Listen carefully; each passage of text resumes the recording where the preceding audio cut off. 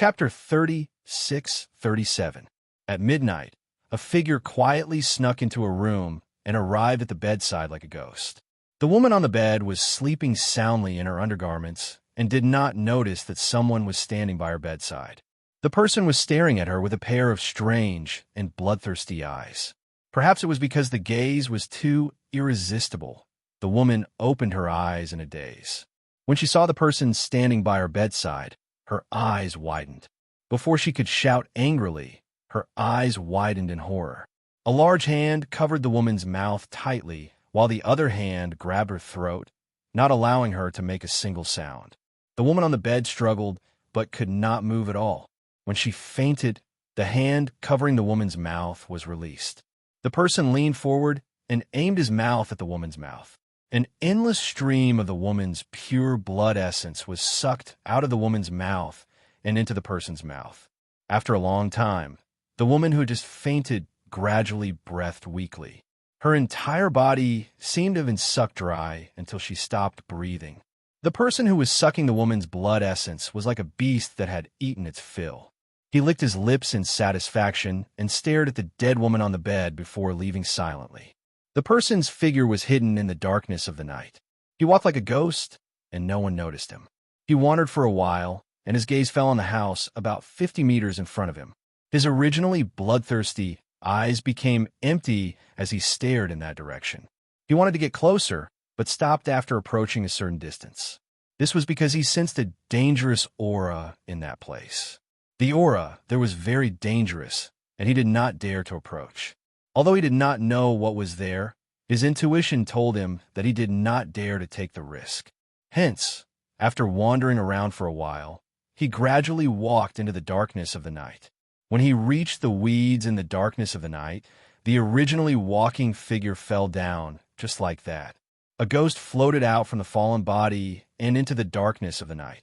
The next morning, a sharp and frightened voice cut through the tranquility of the morning and caused everything to become chaotic.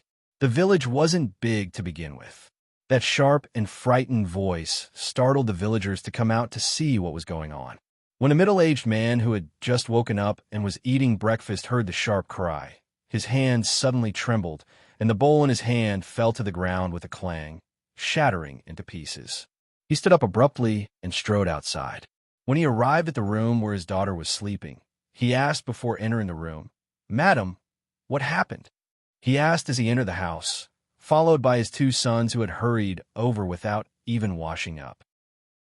However, when they followed their father into the house, they saw that their mother had fainted on the ground. "Madam, mother!" The three of them were shocked and hurriedly strode forward to help her up. They pinched her philtrum and took out medicine to wake her up.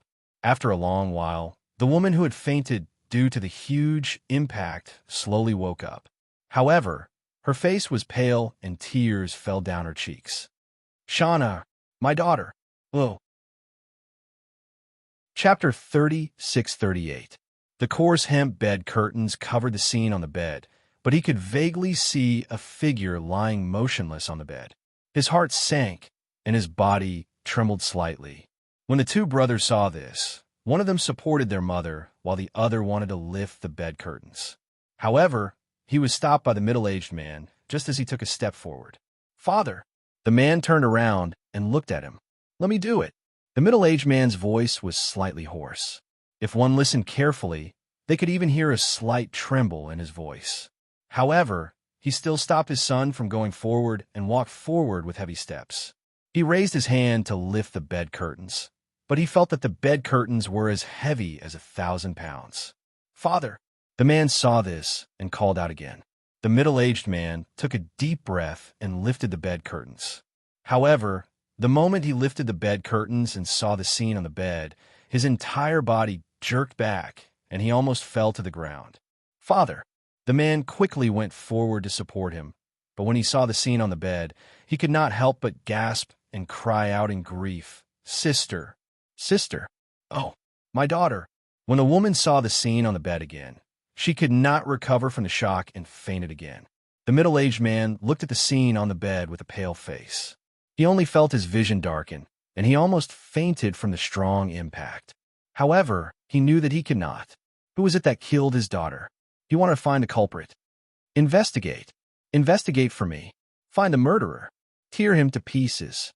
The grief-stricken and furious middle-aged man ordered coldly with bloodshot eyes. As a father, how could he remain calm after seeing his daughter die so tragically? On the other side, Feng Jiu was woken up by the noise and did not continue to sleep. Instead, she got up and washed up. After a nap, she felt much more refreshed and comfortable. Master, I've made bird's nest porridge. Lung Shuang brought her a bowl of bird's nest porridge and placed it on the table. Feng Jiu walked slowly to the table and sat down. While eating the porridge, he asked, "It's so early in the morning. Did something happen in the village?" In her opinion, there shouldn't be anything happening in such a peaceful little mountain village. Why did she hear that shrill and frightened voice so early in the morning? Lung Hua has already asked around. He should be back soon. Lung Shuang had just finished speaking when she saw her younger brother walk in from outside. "Master." Lung Hua bowed and called out. What's going on in the village?" Feng Jiu asked. "It's the people we met yesterday. I heard that the middle-aged man's daughter was killed." Lung Hua said. Feng Jiu raised his eyebrows. "Killed? Just her?" "So far, I've only heard that one of them died. They're currently investigating. They're guarding the road out of the village." Lung Hua couldn't help but laugh when he said this. Were they suspecting them? Feng Jiu smiled when he heard this and said, "It seems that we're being suspected. That's right. This village is remote, and there are only ordinary people in the village. How could they kill someone silently?" Chapter 36-39. I can't find out. They're guarding the place so tightly that no one is allowed to get close. Lung Hua said. As soon as he finished speaking, an angry voice came from outside. "Is it you? Just because my sister offended you yesterday, you're going to kill her? You're so cruel. Why don't you kill us as well?" Hearing the angry voice outside, Feng Jiu raised her eyebrows and stood up, saying, Let's go. Let's go out and take a look." Seeing that she was clearly curious about this matter, Lung Hua and Lung Shuang looked at each other, then followed her outside. At this time, a man outside was cursing at Du Fan. If it weren't for the two guards holding him back, he would have stepped forward and attacked. Du Fan, on the other hand, only had a smile on his face as he stared at the man. The fan in his hand was fanning himself from time to time. If it weren't for his master's orders not to cause trouble in this village, he would have kicked this man out of the village for daring to point at his nose and scold him. "Master!" Seeing his master come out from the corner of his eye, Du Fan hurriedly put away the fan in his hand and took a step back. When the man saw the beautiful woman in red come out, he couldn't continue his cursing and his face turned red. At this time, the middle-aged man heard the commotion and rushed over. When he found out that his son had run over to those people and cursed, his heart suddenly sank. He had already lost a daughter, and he didn't want anything to happen to his son. "Iya, is this how your father taught you? Why haven't you apologized to these people yet?" The middle-aged man shouted in a low voice. It had only been a morning, but he looked haggard and tired. "Father, there's no one else in this village. If it wasn't them, who else could it be?" The man was unwilling to apologize. In his heart, he was certain that it was them. Apart from them, there were only ordinary people in this village. How could they have killed his sister? Although the middle-aged man was grieving over the loss of his daughter, he hadn't lost his mind. These people's strength was unfathomable, and each of them had an extraordinary bearing. Although he had his suspicions, he didn't dare to jump to conclusions without evidence. "Did you see us do it?" Du Fan squinted his eyes and stared at the man. "Or is it just your guess? There's no one else here, so apart from you, it must be us? What kind of twisted logic is that?" He paused, then snorted. "If we wanted to kill you, we wouldn't have to go through so much trouble." As soon as he said that, a wave of pressure came out, and the man immediately knelt down with a plop. There was mud, sand, and stones on the ground. When the man suddenly knelt down heavily, his knees knocked into the sand and stones. He immediately let out a low cry and sucked in a breath of cold air. "Young master, please be merciful. It's my son's recklessness." The middle-aged man quickly pleaded. Feng Jiu raised his hand, and Du Fan withdrew his pressure. The man only felt the pressure on his body disappear, and he couldn't help but gasp for breath. His face was pale, and his forehead was covered in cold sweat.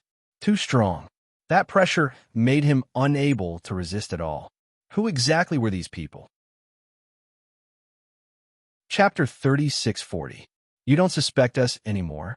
Feng Jiu raised his eyebrows as he asked. He felt that the middle-aged man was quite a character for being able to remain so calm in such a situation. I wouldn't dare. The middle-aged man lowered his head as he spoke.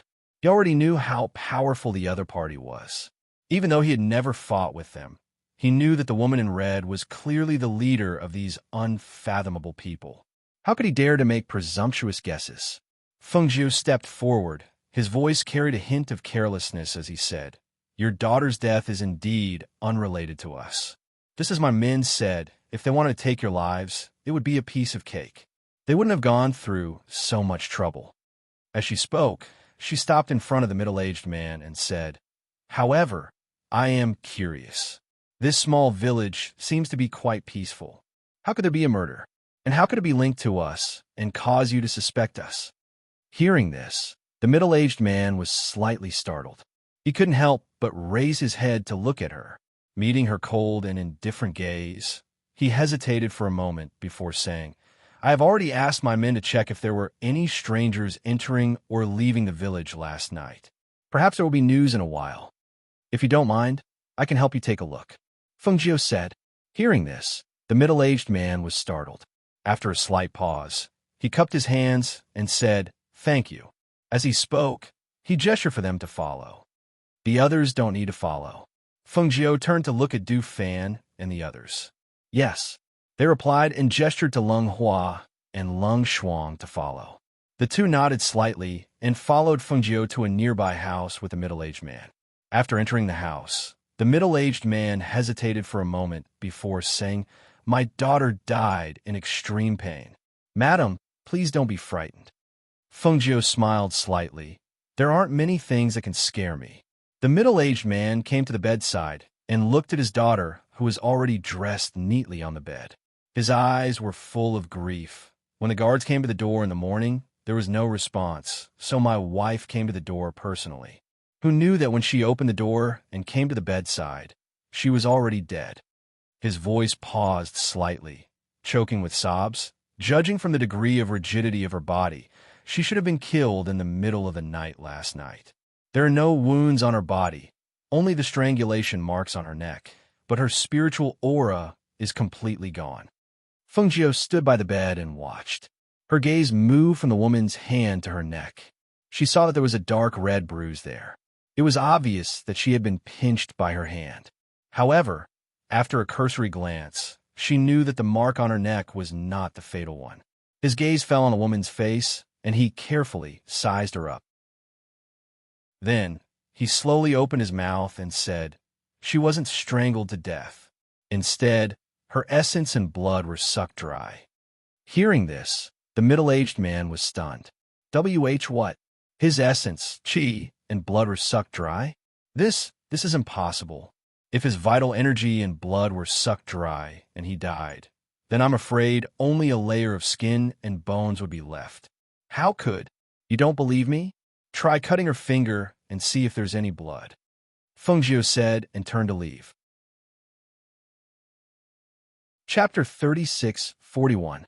Following the appearance of the small wound, her body quickly withered like a withered flower, leaving only a layer of skin wrapped around her bones.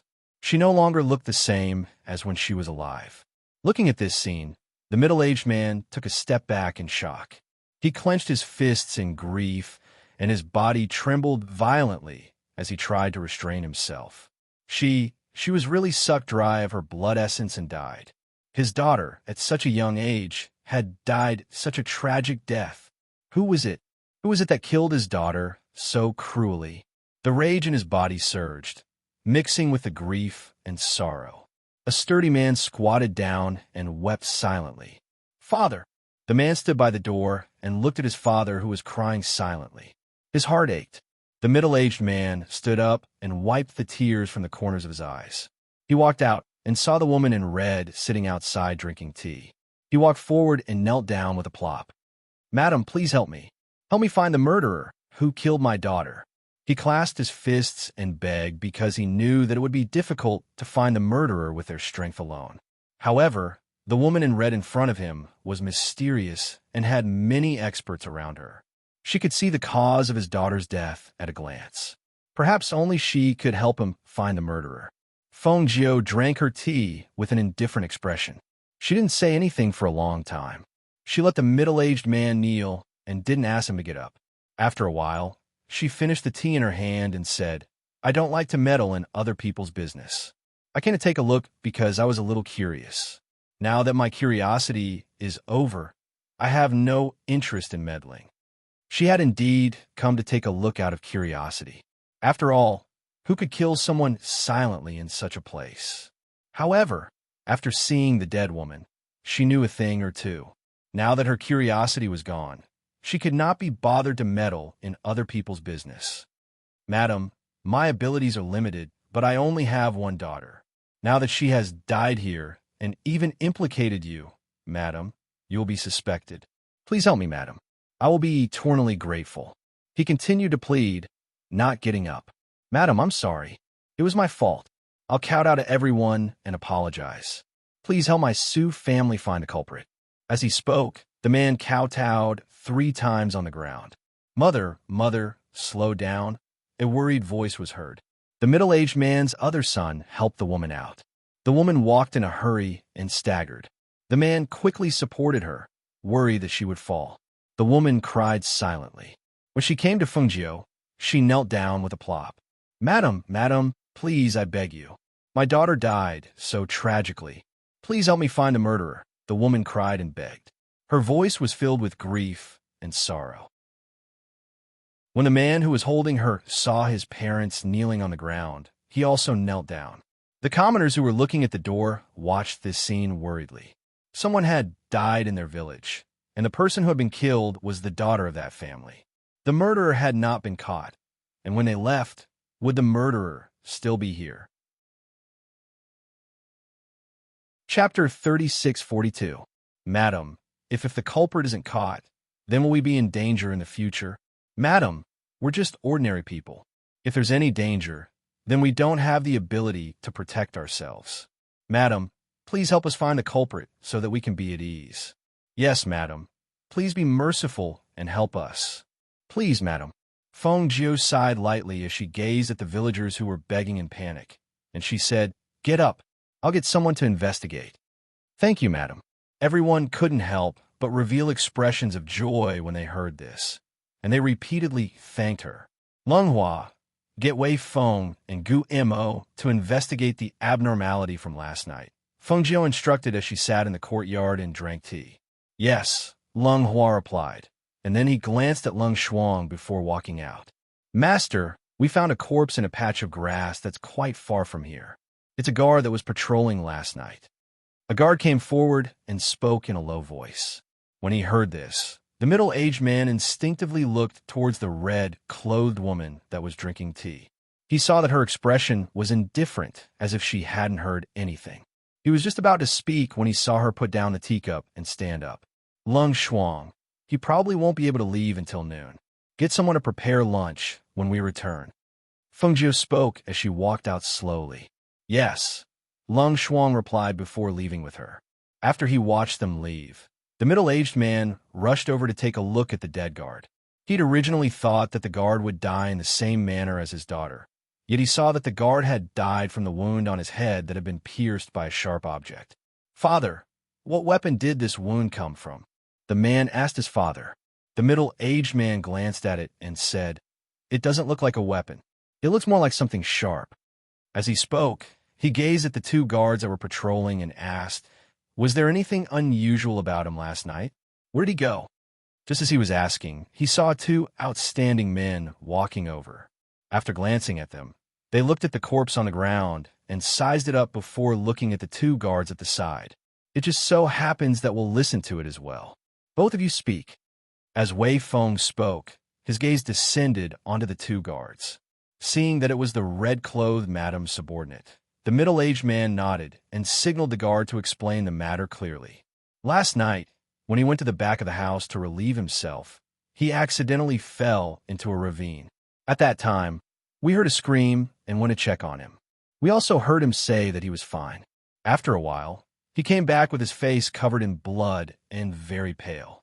At that time, we were all shocked by him. Because the blood had dried up, we didn't see how deep the wound was.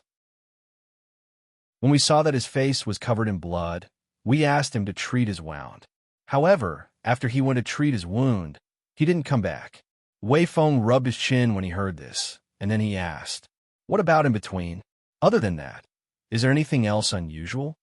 Abnormal, the two guards were called, and then they suddenly slapped their heads. "There is. I felt that something was off last night. When we asked him to go back and apply medicine, he actually wanted to walk towards the young miss room. Moreover, he gave us a very strange feeling at that time, and it was very different from usual." The middle-aged man was stunned when he heard this, and he didn't say anything. Chapter 36:43. The two guards glanced at their master, and when they saw him nod slightly, they led the two of them towards the weeds behind the house. When they arrived at that place, they said, "It's here.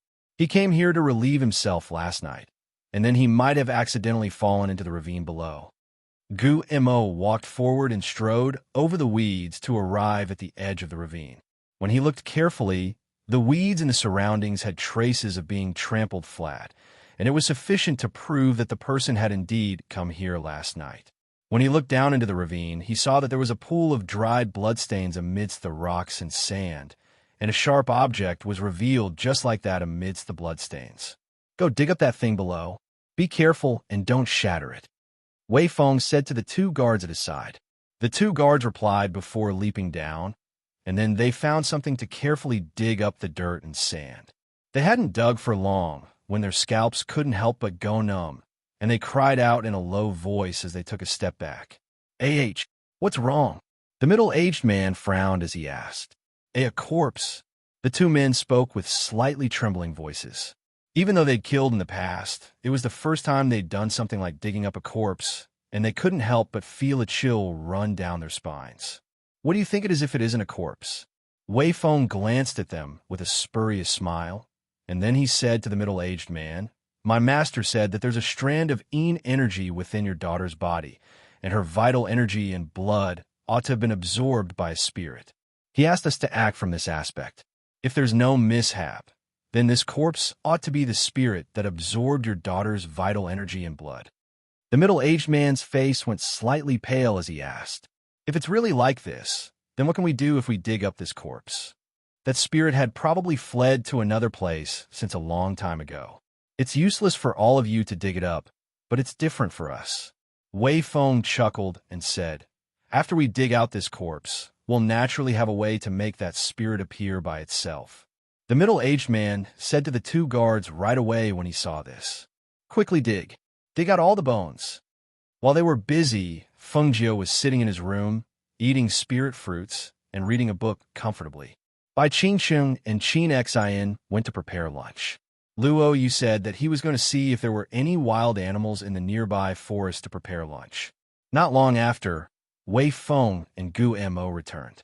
They entered the room and bowed towards Feng Jiu. "Master, it is indeed as Master said. It was done by ghosts and spirits. We have already found the corpse. You guys can deal with it. There's no need to tell me." Feng Jiu's eyes were still on the book in his hand as he said, "Come back for lunch." Luo Yu added more dishes. Hearing this, the two smiled at each other and replied, "Yes." Because they were delayed by this matter, Feng Jiu and the others who originally intended to leave today had stayed here for another night. After all, it would be fine if the culprit was a person, and it would be convenient to deal with. But it just so happened that it was a spirit, so they could only make a move at night. Feng Jiu didn't interfere when the matter was handed over to his subordinates.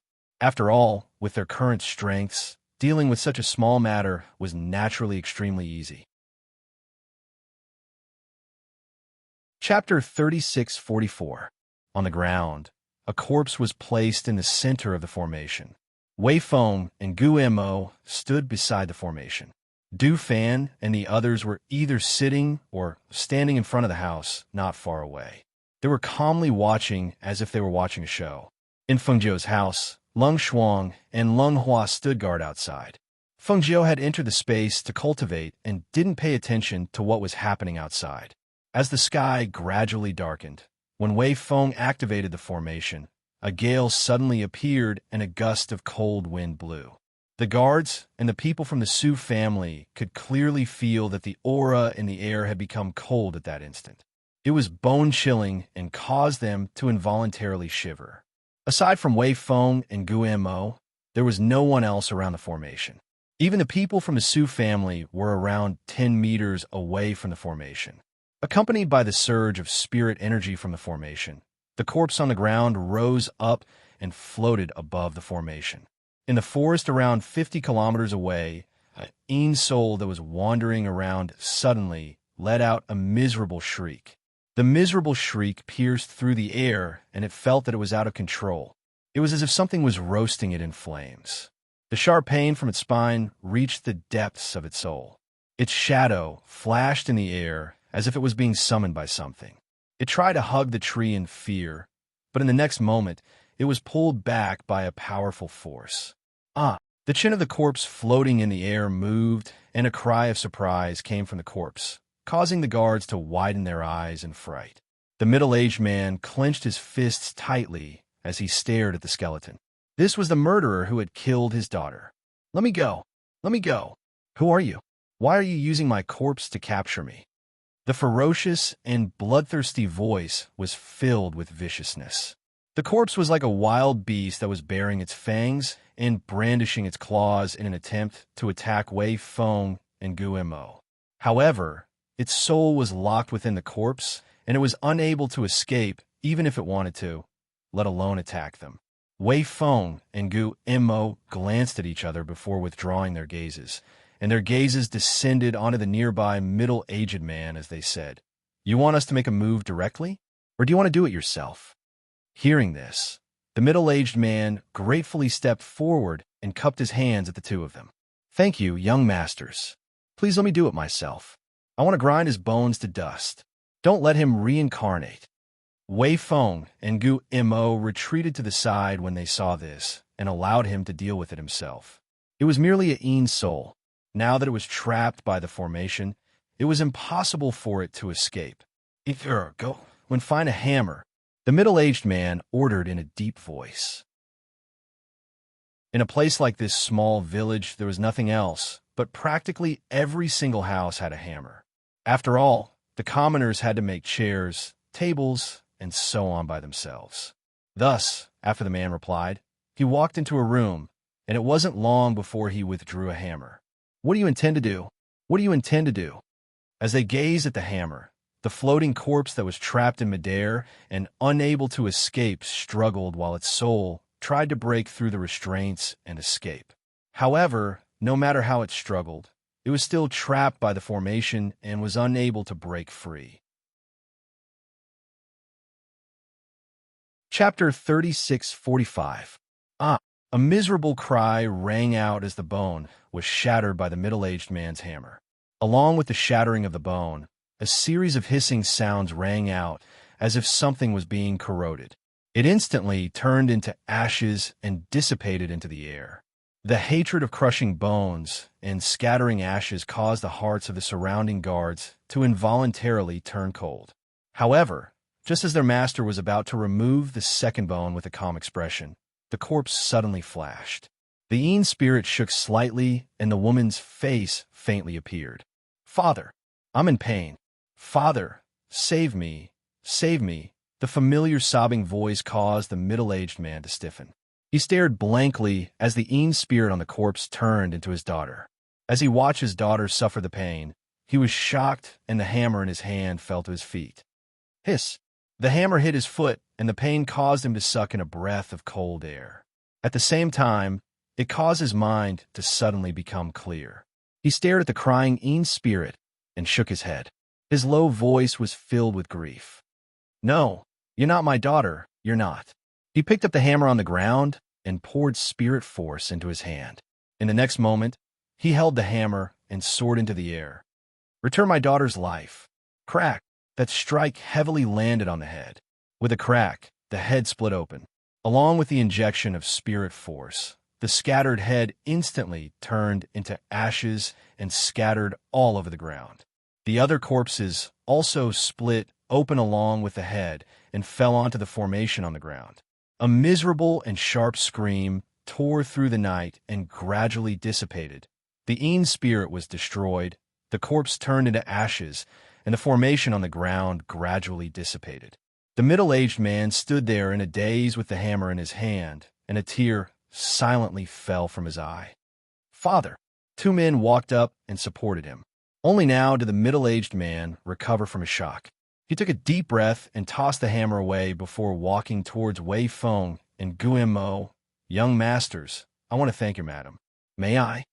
Wei Feng glanced at him and said, "My master is already resting. She has orders, so there's no need to thank her. She wasn't helping you."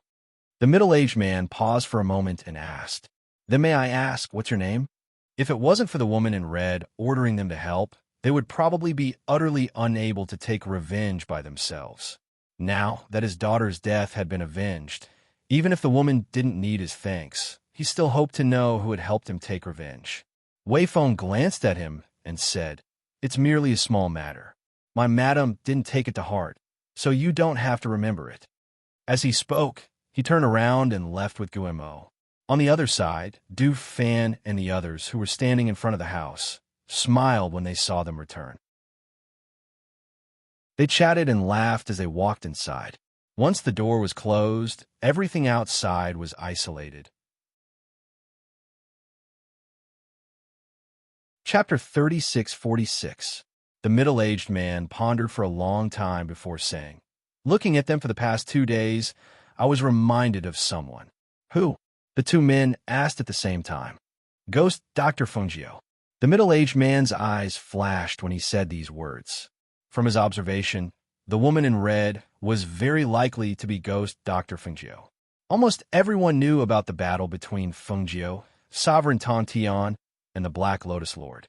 In the entire world, only Ghost Dr. Fungio could match the beauty of the woman in red.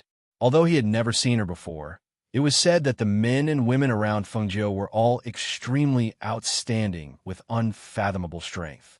From his conjecture and the people in front of them, the woman in red who was called Master by those outstanding men and women was very likely to be Ghost Dr. Fungio.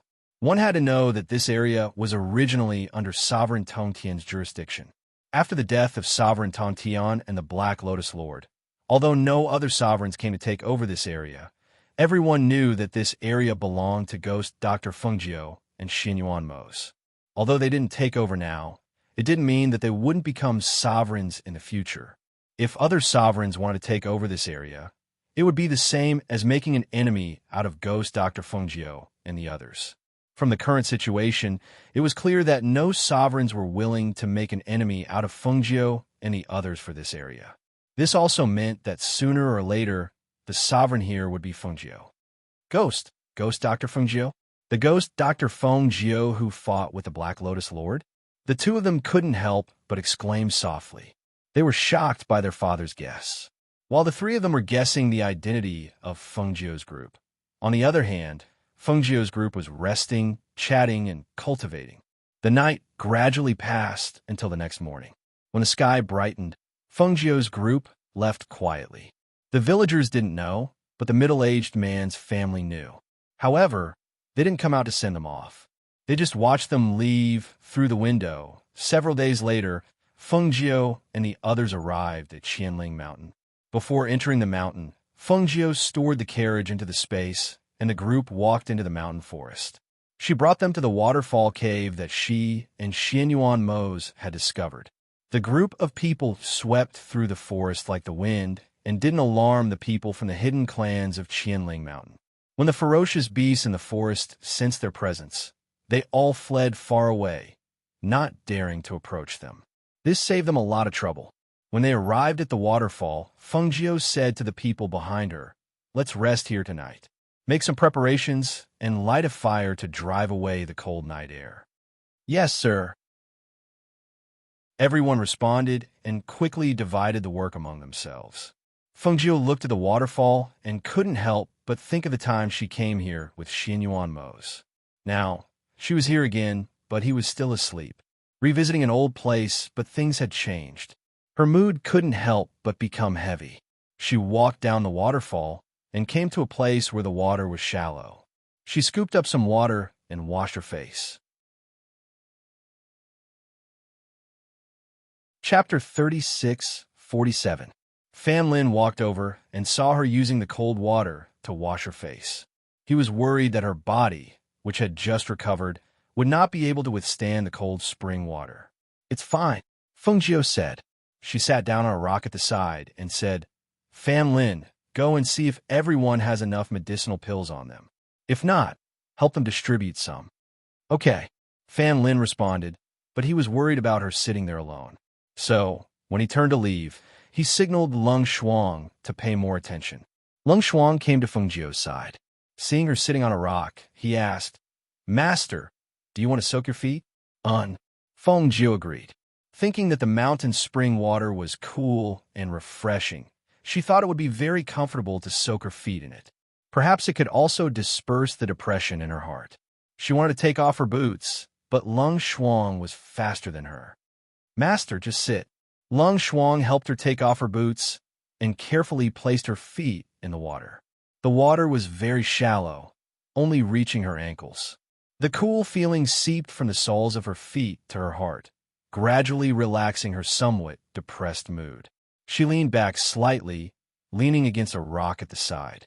She supported her head with one hand and closed her eyes comfortably. The people over there were busy picking up branches to start a fire and hunting prey. Under everyone's busy work, the fire was lit, the small tent was also set up, and the smell of barbecued meat filled the air. Fengjiu's feet were placed on the rock to dry. She only soaked for a short while before curling up. Leaning against the rock, she unknowingly fell asleep because of the comfort of this place. Lung Shuang next to her stood guard.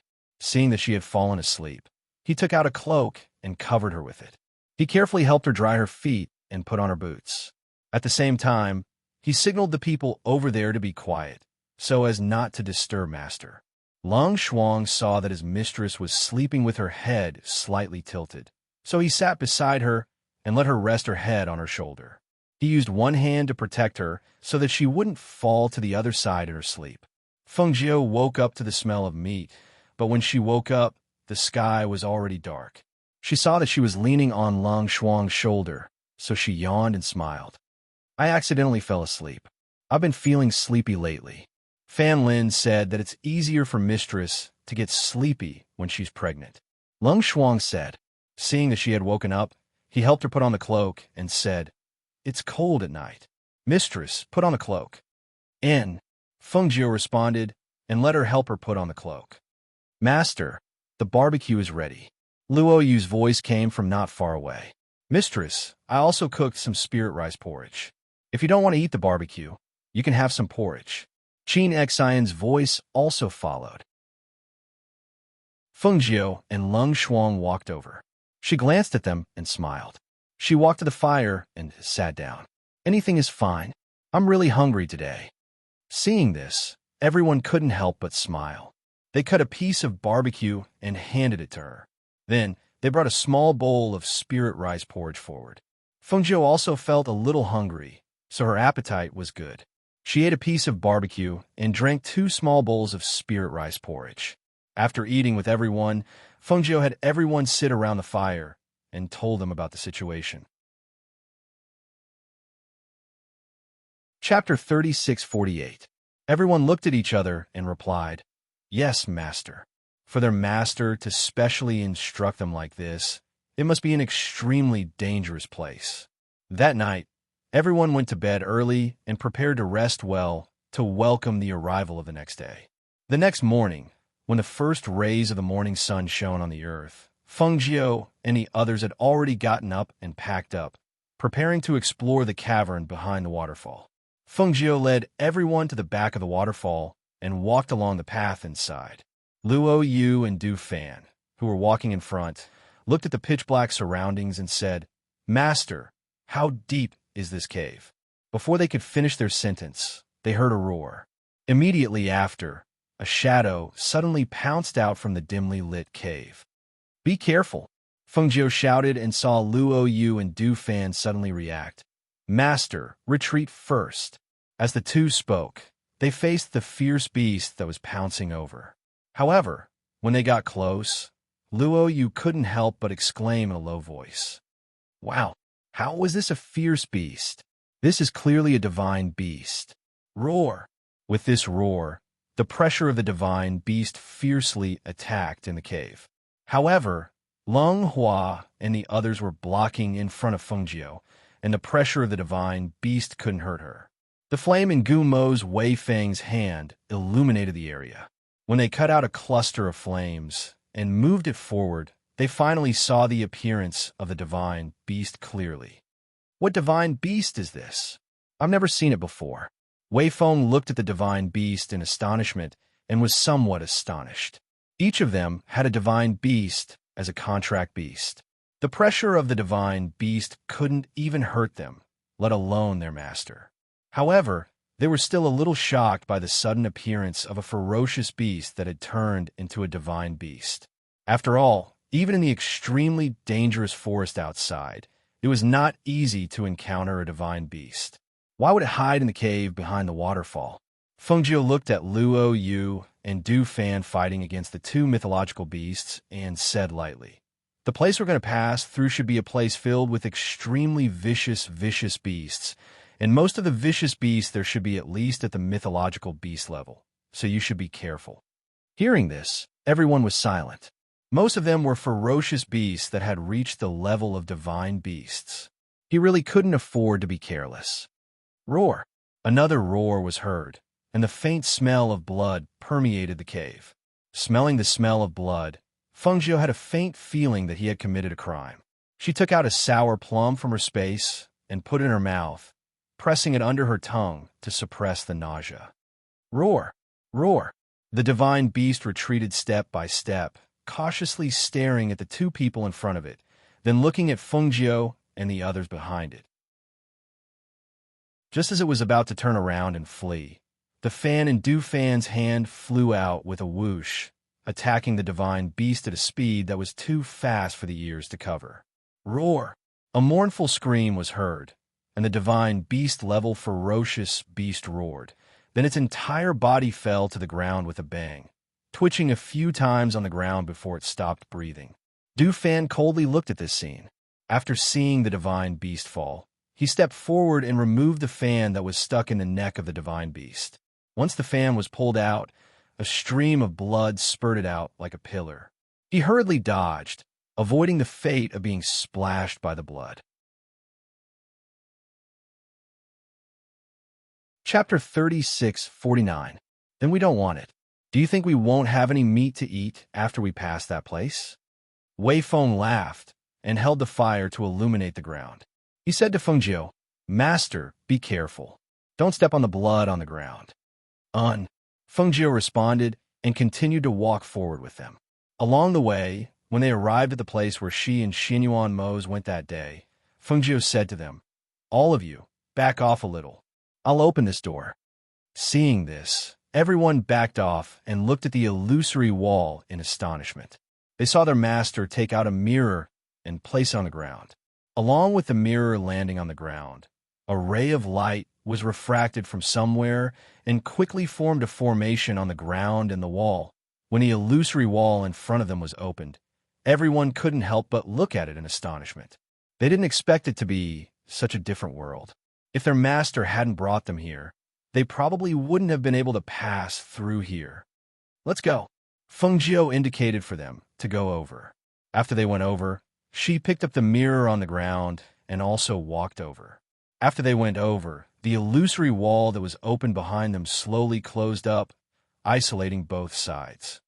Roar! Roar! Perhaps they sensed that an unfamiliar aura had come to their place. The two divine beasts that were coiled up in this cave let out threatening growls.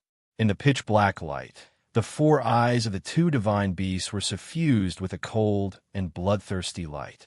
They stared at the gradually approaching human figures and the flame that was gradually illuminating the cave. When the two mythological beasts saw Luo Yu, Du Fan, and the others walking in front of them, they lowered their bodies slightly and bared their sharp teeth, ready to fight. However, when the red figure in the middle of the group jumped into the eyes of the two mythological beasts, the two ferocious mythological beasts suddenly trembled in fear like mice seeing a cat. Roar! Roar! There were still two growls, but these two growls had already become very weak and without any vigor. The two divine beasts retreated step by step. Their eyes were filled with fear and vigilance as they stared at Fengjiu, who was slowly walking over. They remembered this human's aura. This was a human that they couldn't provoke. However, didn't this human come here last time? Why was he here again? The two divine beasts retreated step by step. They didn't even dare to directly turn around and leave their backs to Fengjiu and instead walked backwards, for fear that Fengjiu and the others would suddenly attack them.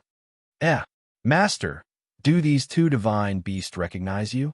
Luo, you looked at the two divine beasts. They didn't dare to directly turn around and run, but they were guarded. And look, their eyes TTS. Fengjiu glanced at them indifferently and said, "Last time, Mose and I came here, and these two divine beasts were lucky enough to escape from us." "I see. No wonder they seem to be so afraid of you." Luo Yu grinned and said, "Master, there are quite a few divine beasts here. We've only walked for a while, and we've already met 3. Chapter 3650. Hearing this, the two godly beasts looked at each other. They didn't believe that they wanted to ask for directions. If they were caught, they wouldn't even be able to live. Thinking of this, they couldn't care about anything else. After retreating a few meters, they quickly turned around and ran out. Seeing the scene, everyone was speechless. These two godly beasts were actually scared to this extent? What did Master and Yama Lord do to them the last time they came? How could they be so traumatized? The group walked out and found that the cave was winding left and right. There were quite a few caves, and there seemed to be the aura of ferocious beasts hidden in those caves. However, no ferocious beasts dared to show their heads. When they went out, what entered their eyes was an endless forest.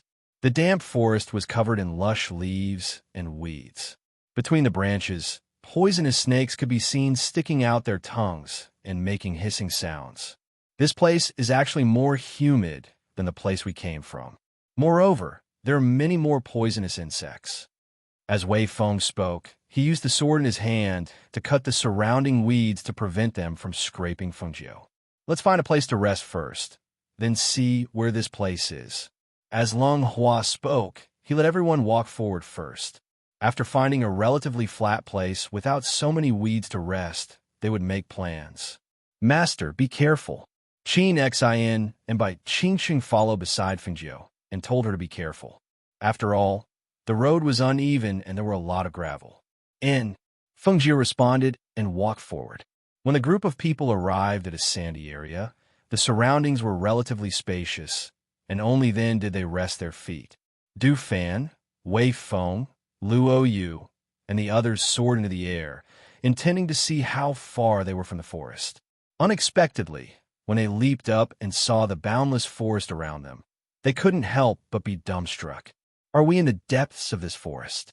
We can't even see which direction is the exit. Luo Yu said dumbfoundedly. There were endless towering trees around them. As far as the eye could see, it was either a mountain or a tree. They had no idea where the exit was. Du Fan was fanning himself with the fan in his hand. Suddenly, he closed his fan and pointed in a direction. "Look over there." "What's that?" Wei Feng and Luo Yu looked towards the direction he pointed at, and they saw a black mass over there that looked like birds. But the distance was still slightly far, so they couldn't see it clearly. "It should be a bird. But this bird seems a little big. Not good. They're coming for us." As Luo Yu spoke, he hurriedly pulled the two of them down. However, in just a short while, the flock of birds that looked extremely far away had already arrived in front of them. The black mass of birds flew towards the three of them. Quickly find a place to hide.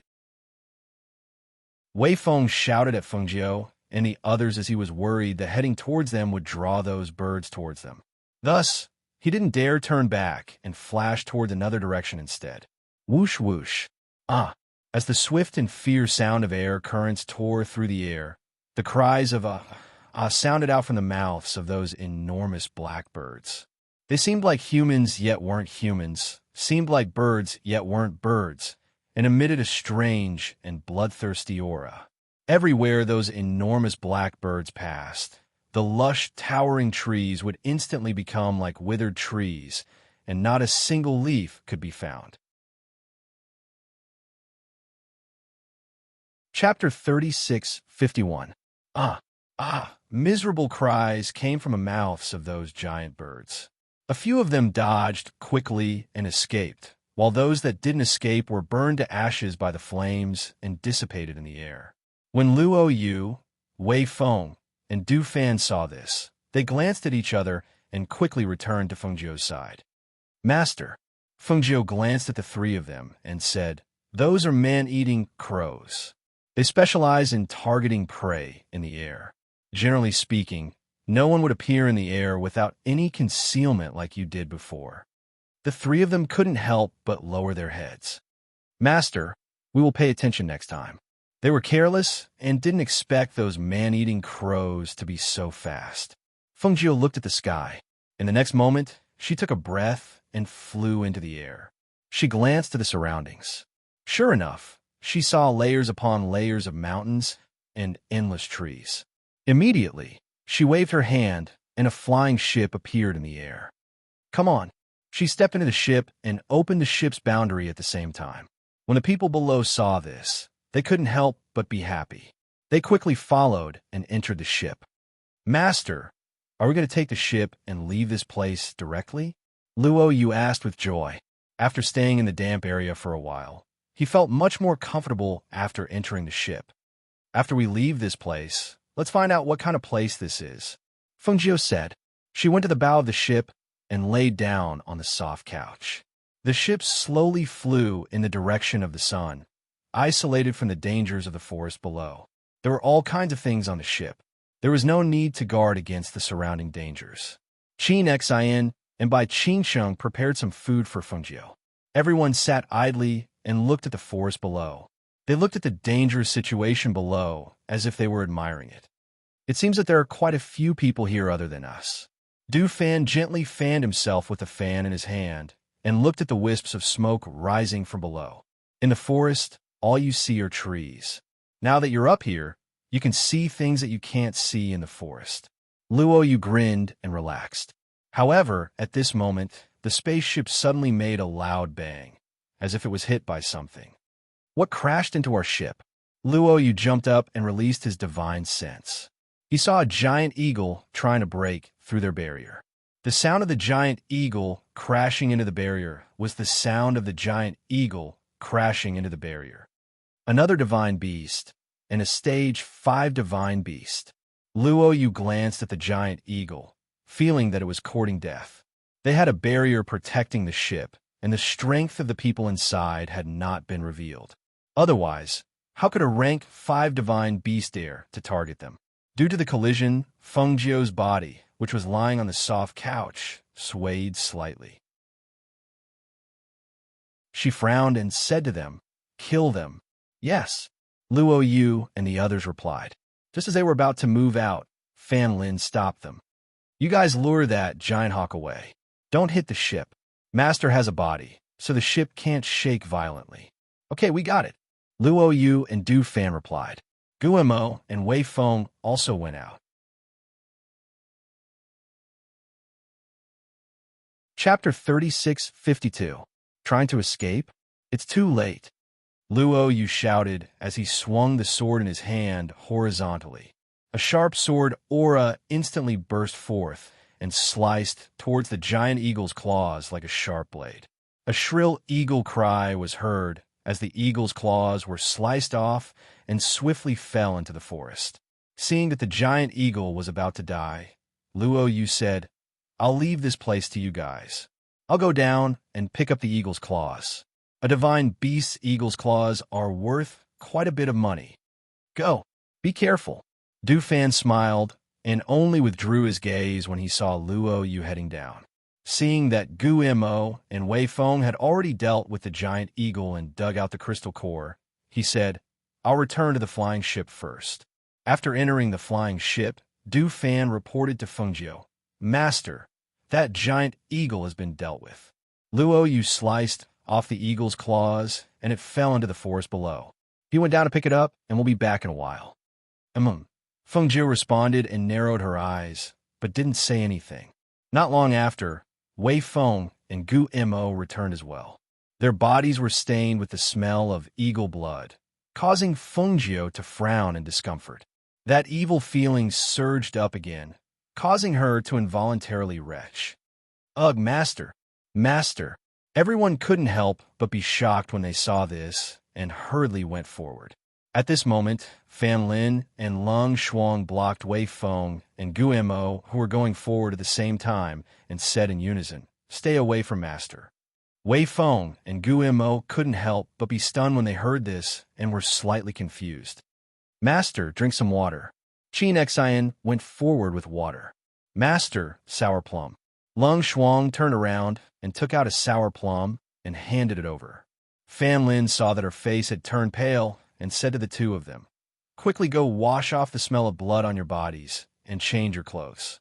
Hearing this, the two of them realized that it was the smell of blood on their bodies that made their master unable to stand it. But their master didn't know how to do it before, so why, as if he knew what they were thinking, Fan Lin signaled for the two of them to leave.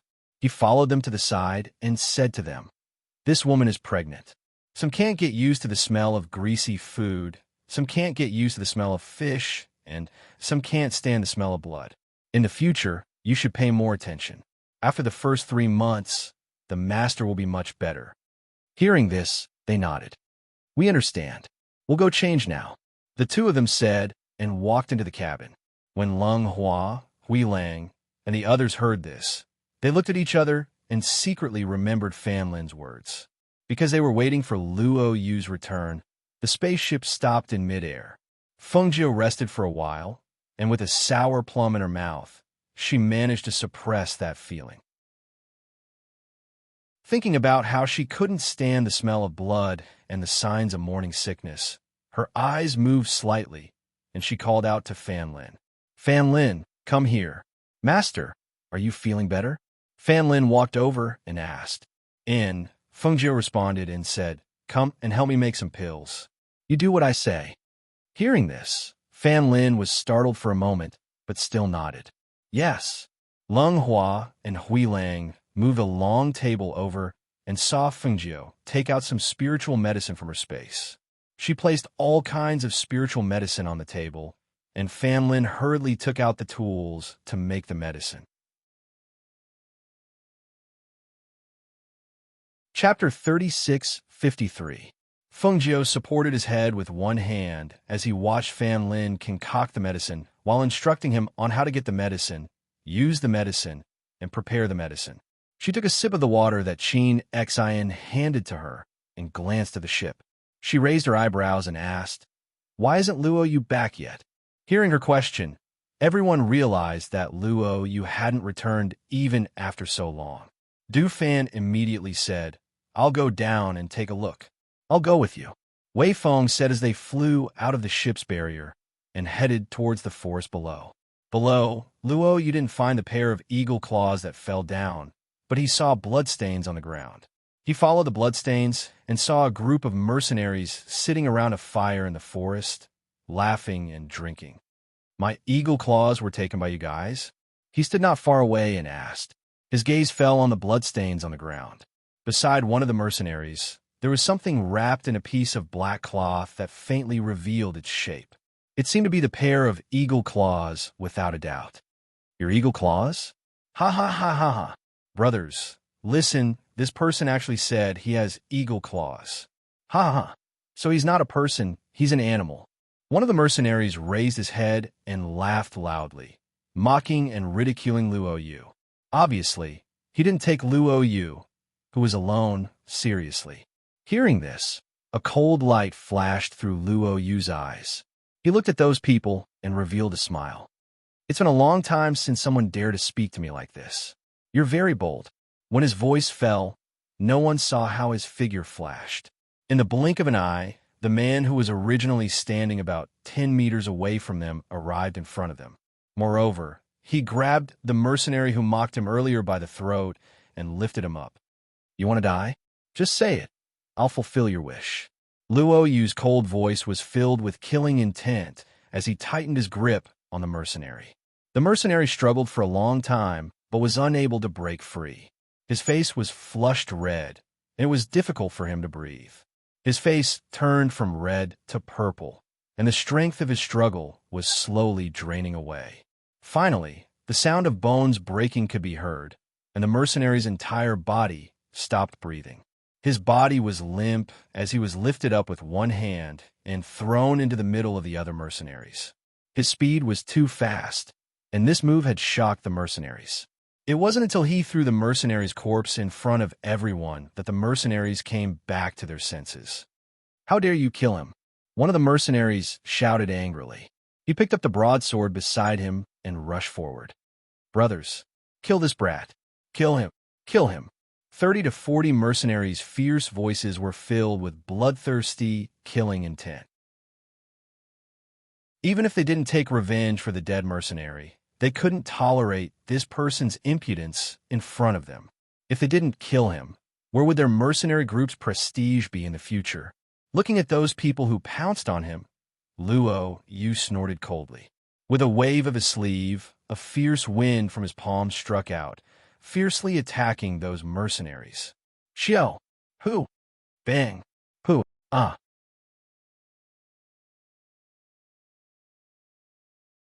Chapter 3654. Du Fan and Wei Feng, who'd come over, stood nearby and watched. When they saw those mercenaries actually dared to provoke Luo Yu and even insult him, they couldn't help but laugh with ridicule. These people are really courting death.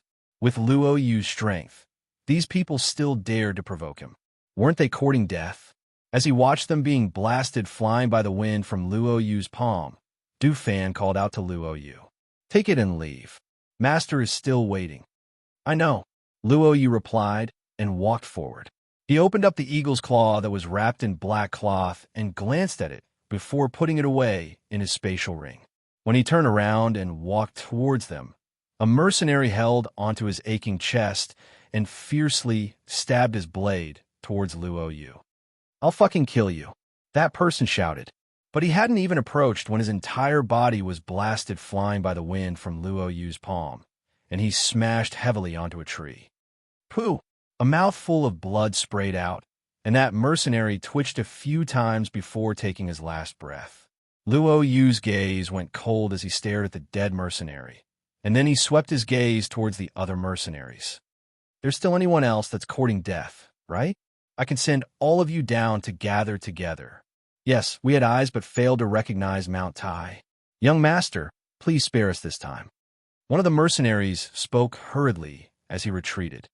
Fuck off, Luo Yu shouted coldly, and his pressure assaulted out along with his cold shout. When those mercenaries heard this, they felt as if they'd been granted amnesty, and they scrambled away right away. Du Fan and Wei Feng glanced at him and said, There are traces of blood on you. It's better to clean yourself up before returning to the flying ship. Master feels slightly nauseous when he smells the smell of blood now.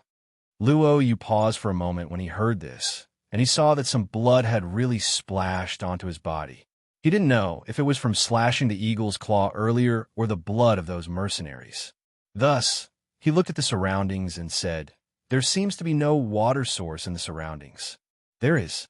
There should be a spring 50 meters to the left from here. Wei Feng smiled as he gestured for Luo Yu to clean himself up, and then he said, We won't wait any longer. Come up after you've changed your clothes. All right, Luo Yu replied before walking towards the place Wei Feng spoke of. Sure enough, he saw a small spring hidden within the weeds, and he immediately undid his clothes and washed it simply. On the spaceship, Feng Jiu looked at the amount of medicine Fan Lin was about to add and hurriedly said, Wait. Fan Lin looked at her and asked nervously, "Mistress, is there something wrong?" One had to know that in such a short period of time, the medicine that had been concocted previously was wasted because of his mistakes in the steps. This was already the second batch of medicine.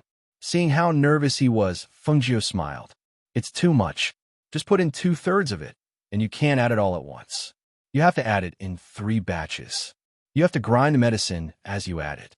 "All right." He exhaled softly, wiped the sweat from his forehead, and carefully followed her instructions to mix the ingredients. "Master, Luo Yu is coming back." Du Fan walked over with a smile, and Wei Feng followed beside him. Fengjiu replied and said, "Wait for Fan Lin to finish concocting these pills before leaving. You two rest." "Yes." The two of them replied and sat down at the side. Chapter 36:55. Not bad. The taste is very pure. As she spoke, she put the pill into her mouth and swallowed it. When it entered her mouth, she felt a cool and sweet taste, as if the taste of 100 flowers had spread in her mouth, instantly making her feel comfortable. Seeing her eat the pill, Fan Lin also picked one up and smelled it. He also tasted one and felt that the taste in his mouth did not feel like he was eating a pill. Instead, it tasted like candy. He could not help but ask, "Master, this pill was made with over 10 different kinds of spiritual herbs. Finally, it was made with ice congealed flour and 100 fragrant honey. It has a refreshing taste and is like medicine, but not medicine. What special effects does it have?" He naturally recognized those herbs separately. Among the 10 or so herbs, there were some spiritual herbs that could stabilize the fetus. However, this pill was not a normal fetus stabilizing medicine. Moreover, although the 10 or so herbs were not hard to find, it could be said that the steps of refining and the accuracy of the ingredients were very precise. If it were not for her guidance, he would not have been able to make it. This pill can stop morning sickness, and it can stabilize the fetus. It can also stabilize the body. In short, is suitable for pregnant women to use. She smiled and looked at him, asking, "Have you memorized the steps and dosage?" Fan Lin was in a daze from listening to her words. When he heard her ask if he had memorized the refining method, he quickly replied, "This subordinate has memorized it." Then refine some more. Just refine according to the previous standard. I'm tired, so I'll go in and sleep for a while. When Luo Yu comes back, we'll leave." She sat up with a yawn and walked into the cabin. Fan Lin prepared the spiritual herbs he needed and continued to refine the pill. Although these 10 or so spiritual herbs were not 1,000-year-old spiritual herbs, they were still very precious. This kind of medicine that could stabilize the fetus and stop morning sickness was something that only his master had the ability to use. Even if other people were willing to take out these spiritual herbs, they would not be able to refine it. Not long after, Luo Yu walked into the airship in a refreshed manner. He grinned at everyone. "I'm back. Where's Master?" He looked at the airship and did not see Fengjiu's figure. Master said he was tired and went asleep for a while. "What's wrong? Do you need Master for something?" "He's asleep." "Okay. Qin Xian, take these strawberries and wash them. When Master wakes up, he can eat them." Luo Yu took out a large plate of strawberries from his space and handed it to Qin Xian. "Okay." Qin Xian answered with a smile. She didn't ask any more questions after receiving it and went to wash it. "You picked it down there? I was wondering why you took so long to change your clothes. It turns out that you went to pick wild raspberries." Du Fan smiled and said, "But it just so happens that Master doesn't have much of an appetite during this period of time. He's probably tired of eating all sorts of spiritual fruits. Trying these wild raspberries from the mountain forest would be a good idea." Luo Yu grinned and said, "I was thinking that Master didn't have much of an appetite these days. I also saw that there were a lot of these strawberries beside the spring, so I picked them for Master to eat as snacks." As he spoke, he glanced at Fan Lin, who was seriously developing the medicine. He lifted his chin slightly and asked, "Why is he making medicine?" "Oh, it's the medicine that Master asked him to make. He said it can be used to stabilize the fetus." As Du Fan spoke, he saw that Lung Hua and Hui Lang had already started flying the airship. As the airship slowly moved and flew over the forest, everyone sat down and chatted.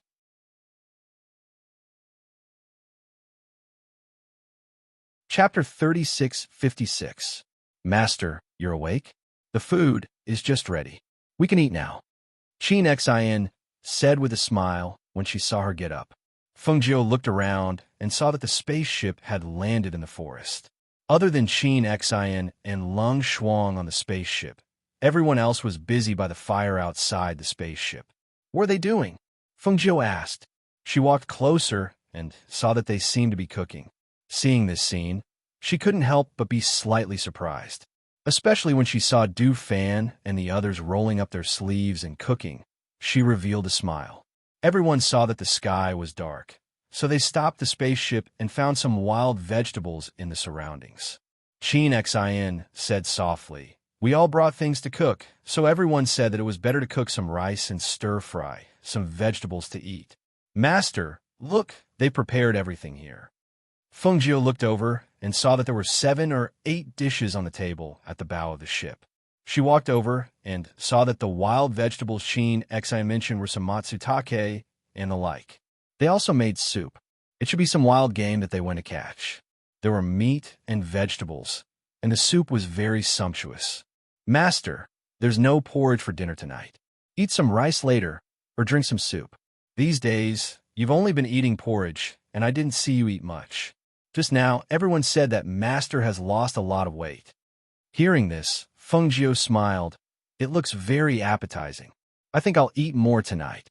She sat down at the table and said to Qin Xin, "Tell them to come up and eat when they're done. Otherwise, the food will get cold later." "Yes," Qin Xin responded, got off the spaceship, and walked towards everyone. Beside the fire, the fragrance of food spread.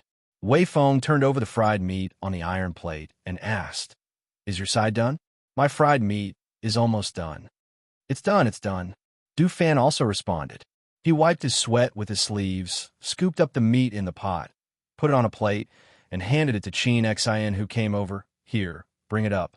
Qin Xin took it and said to everyone, "Master, since you've agreed, let's all go up and eat, lest the food gets cold." When everyone heard this, they grinned. "That's good. We'll go up in a while. Let the master eat first." Dish after dish was served on the flying ship. Gu Mo and Ing, who were guarding the surroundings, glanced at the ferocious beasts that were eyeing them covetously but did not dare to approach. Then they indifferently shifted their gazes away. Due to the fact that they had to cook in order to avoid being disrupted, they released the pressure from their bodies. Their powerful pressure almost enveloped the surroundings, which was why the ferocious beasts did not dare to take half a step closer. Otherwise, when night fell and darkness enveloped the earth, those ferocious beasts would naturally not let go of such a good opportunity to hunt. "Let's go eat. Let the fire burn for now," Du Fan said. After washing the food and putting it away, he wiped his hands and walked towards the flying ship. The others also washed the food and put it away. Then, they carried the freshly cooked dishes onto the flying ship.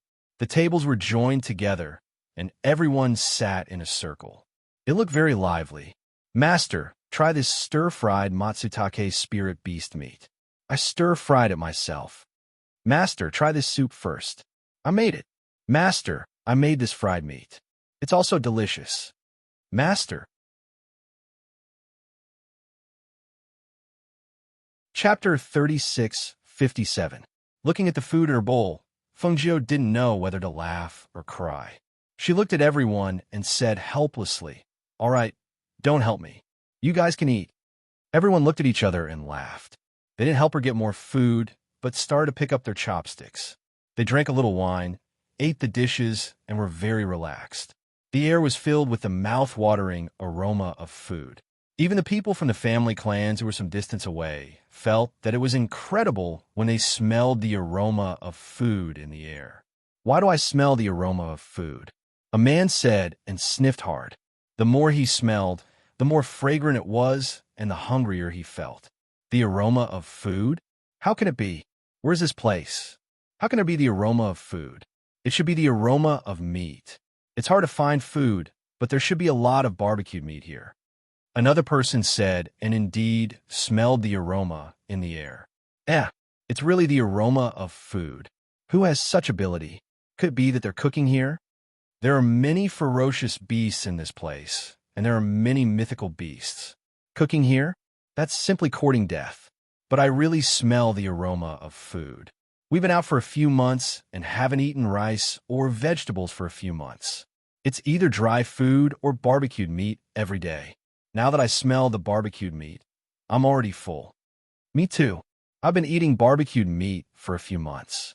I guess I won't eat barbecued meat for a long time when I go back. How good would it be if I had a bowl of hot soup to drink now? Don't think about it. Who would bring a pot and ladle to cook soup when they go out, especially to a place like this? It's good enough to stay alive in this place. Everyone was talking and discussing.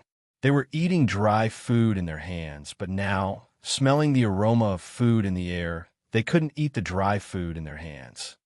I'm going to relieve myself. A man stood up and said, I'll go too. Another person said. The two of them looked at each other and walked behind a big tree together. However, the two of them couldn't suppress the curiosity in their hearts. So, they wanted to take a look at where the aroma of food came from. In such a dangerous place, could there really be someone cooking here with pots and pans? After waiting for a while and seeing that the two of them didn't return, the people who were discussing couldn't help but look at each other and whisper, the two of them couldn't have gone to take a look, right? Probably. How is this relieving? How long has he been gone? Do they not want to live anymore? How dare the two of them run around in the middle of the night? They must be tired of living. I'm curious. What could he do if he couldn't suppress his curiosity? Don't tell me you're not curious. I'm very curious about where this fragrance came from, but I won't go to sea at night. What if I encounter a ferocious beast? These two people are really... This won't do. I have to report this to the patriarch. While the crowd was talking, two men on the other side lightened their footsteps and restrained their auras as they leaped onto the tree branches in search of the aroma of the food. However, when they saw a pair of cold and bloodthirsty eyes staring at a certain spot in the dark night, they couldn't help but be so shocked that their hair stood on end. Hiss! Why are there so many ferocious beasts surrounding that place?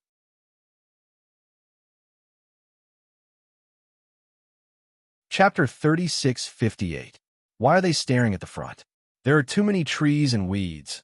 I can't see clearly. There seems to be a bonfire, but why don't I see anyone? The other person said. Because their line of sight was blocked by the weeds and branches, they couldn't see the scene in front of them. The curiosity in their hearts made them forget about the danger, and they couldn't help but jump forward. When they got closer, they immediately felt the powerful pressure in the air, and when they felt that pressure, the two of them couldn't help but suck in a breath of cold air. What a powerful pressure! This person must be very strong, one of them said, and looked forward with all his might, wanting to see who was releasing this pressure in front of them. One of them couldn't help but jump a little higher. Because he was standing high, his line of sight became better, and when he looked back, he could see the scene in front of him clearly. It seems to be a spaceship, and there are more than 10 people eating around it. On this side, the two of them were staring at Fengjiu and the others on the spaceship, but they didn't know that Fengjiu and the others had noticed them the moment they approached. The two people on the tree over there are quite bold, daring to come close with so many vicious beasts around. Du Fan took a sip of wine and glanced at the two figures on the tree not far away from him from the corner of his eyes. Even if the two of them were hiding in the big tree, and the lush branches and leaves blocked their figures, the pressure and divine sense surrounding them made it easy for them to sense someone approaching. Du Fan and the others were drinking wine and chatting when suddenly a cry of alarm sounded, breaking the silence of the night. With a cry of alarm, one of the men standing on the tree swung his hand, and something seemed to fly out of his hand, and he lost his balance and fell to the ground. Roar! A bloodthirsty roar was heard as several ferocious beasts pounced on the man who had fallen to the ground. One of the ferocious beasts pounced forward and bit the man's leg. In an instant, The smell of blood filled the air. Not good. The other man on the tree was scared silly. When he saw the man's leg being bitten by the vicious beast, he immediately pulled out his sword and stabbed at the vicious beast below. Let him go. As he shouted, the sword chi slashed down. However, how could the two of them deal with a divine beast-level vicious beasts? Moreover, there was more than one divine beast around. It hurts. Let me go. Let me go. Save me. Save me. The other man who rushed down to save her was hit by a ferocious beast. He felt as if his bones were about to break, and the pain caused him to suck in a breath of cold air. However, even though his body was in pain, he didn't dare to let go of the sword in his hand. Instead, he injected spiritual power into his sword and swung it around. Go away! Go away! He slashed at the ferocious beast that had bitten the man.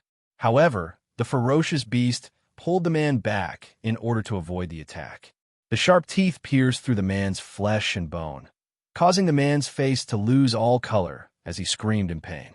Mother, mother, I'm in so much pain. His voice gradually weakened.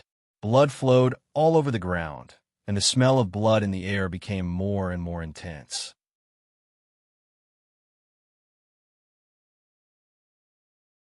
Chapter 36:59.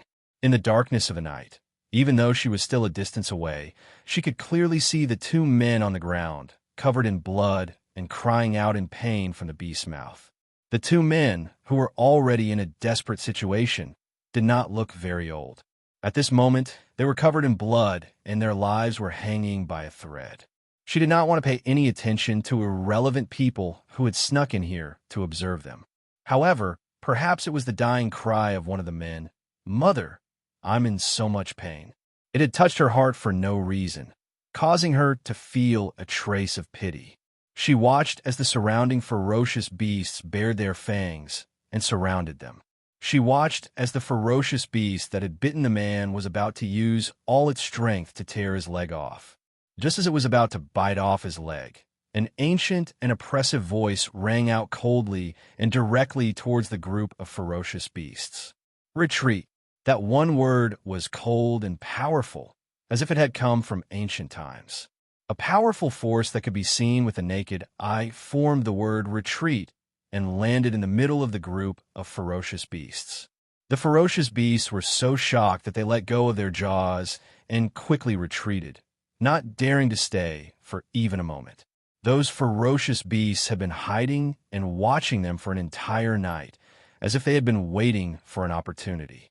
However, at this moment, because of the powerful ancient and oppressive word retreat, each and every one of them fled in fright, disappearing without a trace. As the ferocious beasts fled, the two men on the ground lay motionless. If it were not for the slight rise and fall of their chests, one would have thought that they were already dead. Chung Jun, Chung Lin, where are you? The call came from not too far away. Listening to the chaotic sound of footsteps, there should be quite a number of people here. Feng Zhou calmly retracted his gaze and picked up a piece of meat to eat, then drank a bowl of soup. Clearly, his appetite was not bad. Just as they were eating, those people came looking for them. Naturally, they also found the two men lying on the ground on their last breaths. Chung Jun, Chung Lin. When everyone saw the state of the two of them, they couldn't help but suck in a breath of cold air. They hurriedly helped them up and took out a medicinal pill and quickly fed it to them. Why are they so badly injured? Did they encounter a ferocious beast? Hiss! These injuries. Even the older man couldn't help but suck in a breath of cold air when he saw the flesh torn open by the beast's bite. Everyone surrounded the two of them and questioned them.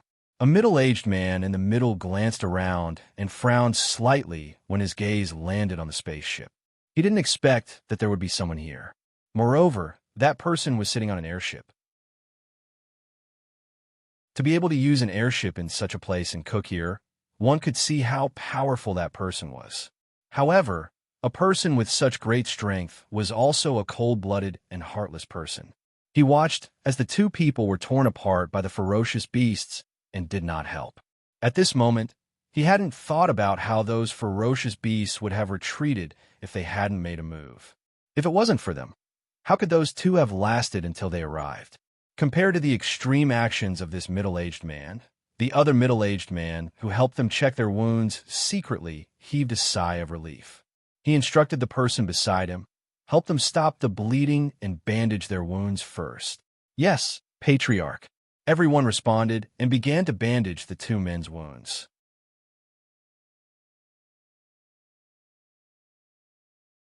Chapter 3660. Thank you, everyone, for your help. I can't thank you enough. A voice that contained spirit energy sounded out from his mouth, and it was clearly transmitted into the ears of Fengjiu and the others. Fengjiu curled his lips when he heard this and watched that person cup his hands from afar, but he didn't say anything. It was good that they knew how to be grateful. There were many people who didn't know how to be grateful, even if they helped. Patriarch, why are you thanking them? If they really wanted to save them, they wouldn't have waited until Cheng Jun and Cheng Feng were bitten to such an extent before making a move. The middle-aged man's voice contained anger, and he didn't feel that the group of people had helped them at all. Shut up. Patriarch Mu frowned and shouted in a deep voice, and his fierce and dignified gaze swept past the middle-aged man. Stand down.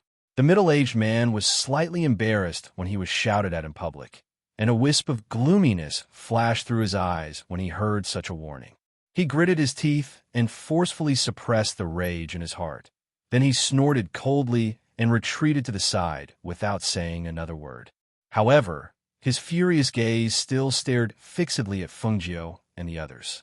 Everyone, it's my fault for not being strict enough. Please don't blame us. We'll be taking our leave first. He bowed apologetically to Fengjiu and the others before leaving with everyone.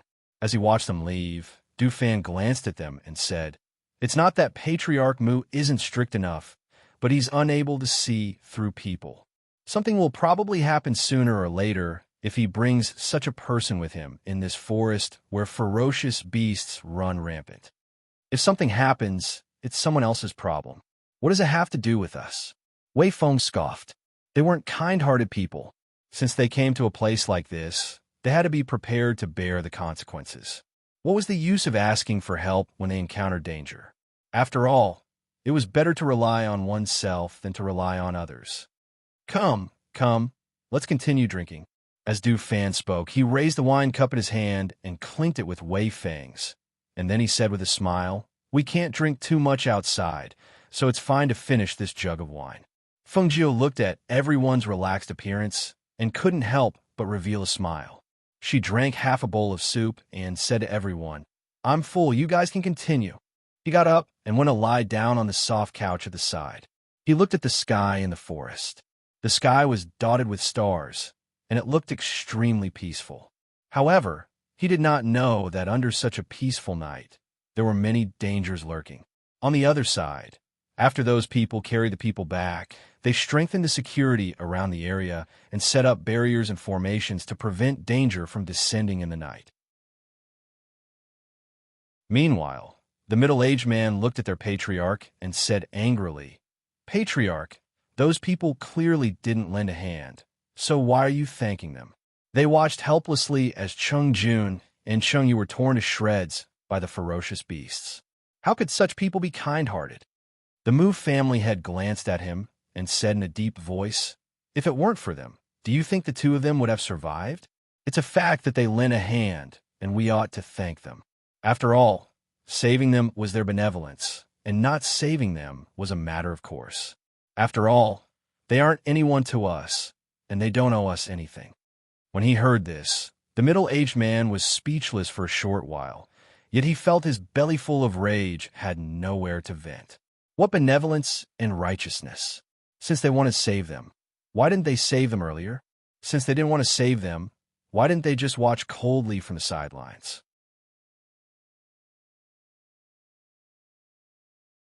Chapter 3661. Hearing this, the middle-aged man lowered his gaze and covered the gloominess in his eyes. Set up a good position? Our mission for this trip has been completed. Originally, there were 60 or 70 people, but now there are only 40 people left. Our losses can be considered heavy. Now, there are 2 more seriously injured people. We have to be more careful on the way back. Family Head Moo said to everyone in a deep voice. Family Head, they used a spaceship. Can't we use a spaceship? If we use a spaceship, we should be able to get out of this forest faster. He heard the people below whispering. Family Head Moo glanced at that person, then looked at the crowd. Seeing that their eyes were full of anticipation, he sighed softly and said, This forest is called the Desolate Ominous Land, not only because there are extremely powerful divine beasts in this forest, but also because very few people dare to fly in the sky above this forest, even if they use a spaceship. He walked slowly with his hands clasped behind his back and continued. The number of flying mythological beasts in the sky is no less than the number in the forest. There are also trees in the forest to provide shelter. If you go to the sky, you will directly expose yourself to danger. Who can guarantee that you will be safe and sound under such circumstances? Hearing this, everyone looked at each other and asked, Family Head, does that mean that the people we met on the spaceship before are very strong and powerful? They seem to be only a dozen people, and they all look very old. 4 of them are women. Family Head Moo looked at them and nodded. Yes, although I don't know how strong they are, but to be able to be so relaxed in such a dangerous place, it can be seen that they are not ordinary people. You have to remember that in such a dangerous place, in addition to guarding against the beasts, powerful cultivators are also not to be trifled with. Yes, Family Head, we will remember. Everyone agreed, remembering his words in their hearts, because it was very likely that this would be their experience when they survived in the future. Bang! Roar! Roar!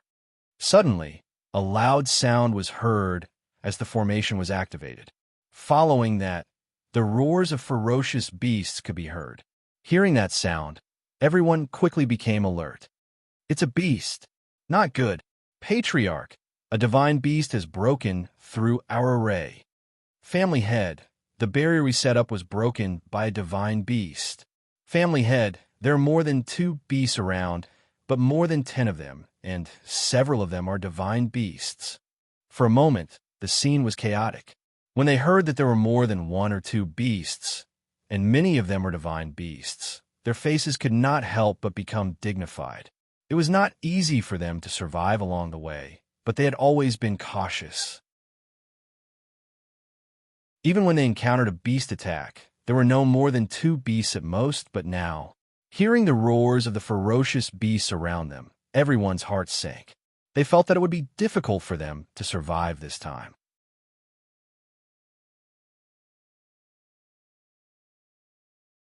Chapter 36:62. When everyone heard their patriarch's words, they calmed down one by one. They did as he said, and saw their patriarch quickly set up 3 arrays around them. As the arrays were set up, a burst of thick smoke filled the air, hiding their figures in the arrays. They only felt that their backs were leaning against each other. The thick smoke was so thick that they couldn't even see who was leaning against them. However, no one moved. They all held their breath and didn't dare to breathe. The air seemed to have been sprinkled with some kind of medicine by their patriarch. It was so pungent that even the smell of blood was covered up. Those ferocious beasts gathered around, only to see that the fire had been extinguished. Only smoke filled the air. The smell in the air was so pungent that they couldn't help but snort and growl when they smelled it. There was not a single person in sight, nor was there the slightest aura. Even though they were charging all over the place, they did not bump into anyone.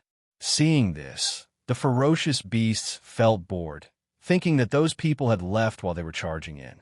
But they didn't know that the patriarch of the Moo family had set up the 9 Ben's Maze array. No matter how those ferocious beasts rushed around, they only circled around to the outer circle. They didn't break into the middle point where they were standing. In addition, the fog was spreading, blocking everyone's line of sight. Everyone's breath was also restrained. How could these ferocious beasts find their existence? Because they heard the ferocious beasts roaring around, but they didn't come close to them. Everyone's heart gradually relaxed. They felt that they should be able to avoid this disaster. Not only the people of the Moo family thought so, even the patriarch of the Moo family felt that it shouldn't be difficult to avoid this disaster.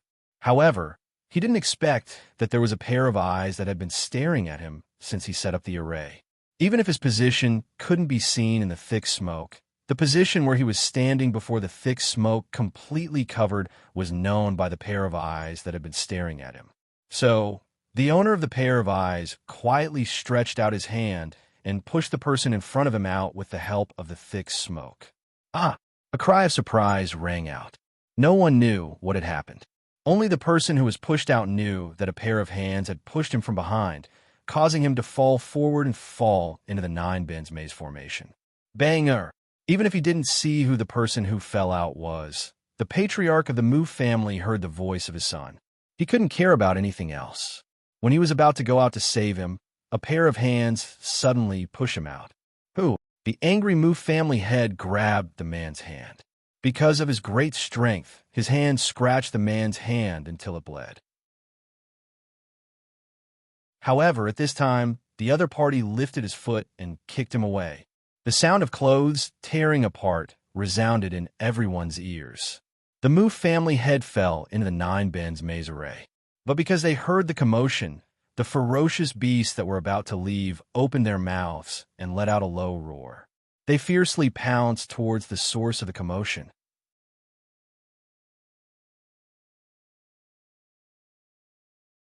Chapter 36:63. Go back. Find those who are disloyal. Everyone was stunned when they heard this, and their hearts couldn't help but tremble.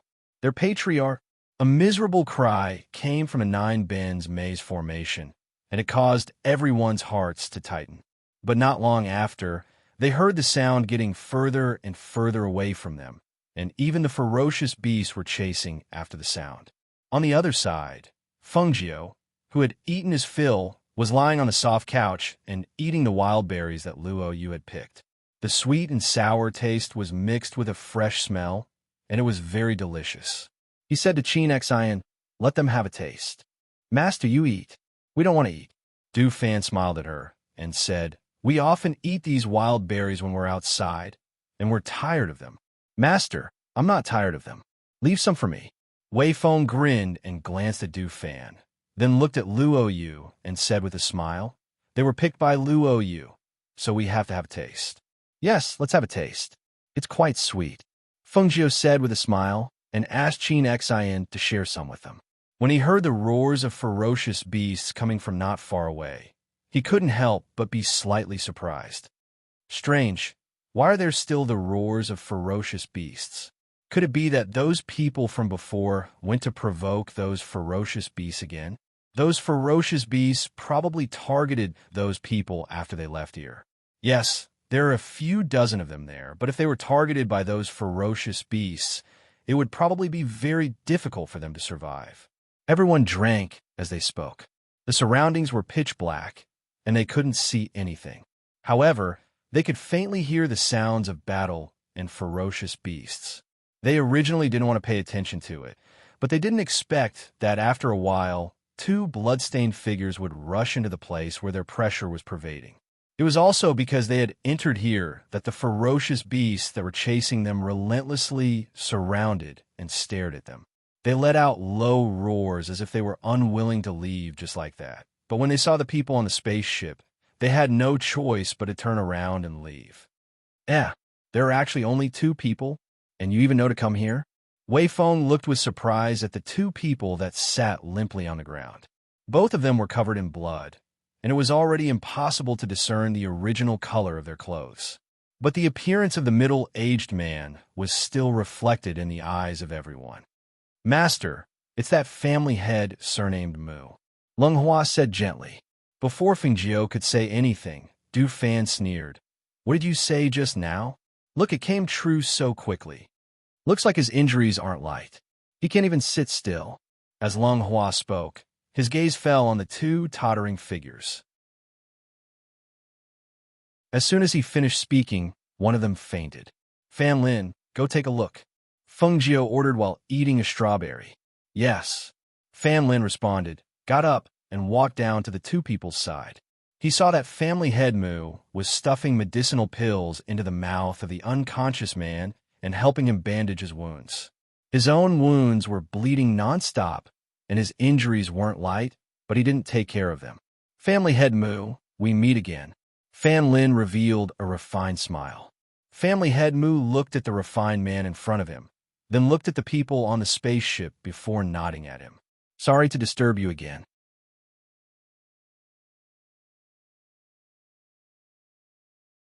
Chapter 36-64. Hearing this, Patriarch Mu couldn't help but be startled. He looked at the people on the spaceship and didn't know which one of them was the master he was talking about. However, in this situation, they were willing to help, and he was more than happy to do so.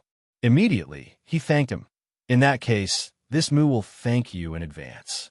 Fan Lin helped him to the fire next to their spaceship and let the unconscious man lie down by the fire, then said, I'll help him clean his wound first.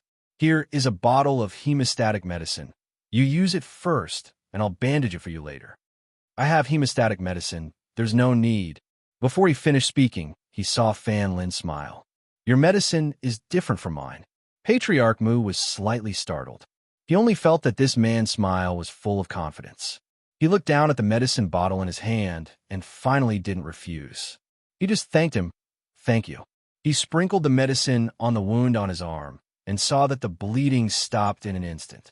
The speed of hemostasis surprised him slightly, and he looked at the elegant man in disbelief. He skillfully cleaned his son's wound. After the bloody wound was cleaned, he sprinkled some medicine to stop the bleeding. Just like him, the bleeding stopped immediately. Young master is a pharmacist? He couldn't help but ask. This man had a faint medicinal fragrance, and his treatment of the wound was skillful. The hemostatic medicine was even more miraculous. If he was a pharmacist, his rank wouldn't be low. After all, Patriarch Mu had never seen such a fast hemostatic medicine. Well, you can say that, Fan Lin responded. After treating the man's wound, he helped the Mu family's patriarch with his wounds and asked, Why were you alone? We heard the roar of the fierce beasts, and you provoked them? Hearing this, Patriarch Mu smiled bitterly. Not long after we went back, we encountered fierce beasts besieging the place where we stayed, but I set up a spirit array and barrier there, so there was time to react, so he roughly explained the situation to him, and finally smiled bitterly. I just didn't expect that there would be someone in my family with disloyal intentions. He took advantage of the thick smoke and pushed my son into the Nine Bends maze formation. I wanted to save him, but I was pushed out as well. In order to survive, I could only bring my son and escape here. Sure enough, those ferocious beasts didn't dare to come close. He wanted to try his luck, but he didn't expect to survive because of this. If it wasn't for the fact that they weren't far from here, they wouldn't have just been injured, they would have lost their lives. Hearing this, Fan Lin smiled. In my opinion, that person should have wanted to push you, not your son. The Mu family head was startled. Looking at the smile on his face, he couldn't help but ponder for a while. Being reminded by him, he thought about it again, and his heart sank. That's right, that person should have wanted to push and harm him. In the thick smoke, he had protected his son to his original position while he stood beside him. If that person wanted to harm his son, he wouldn't have attacked again after hearing his voice. However, who would want to harm him? Why would they want to harm him? Now that the father and son were out, how are the clansmen?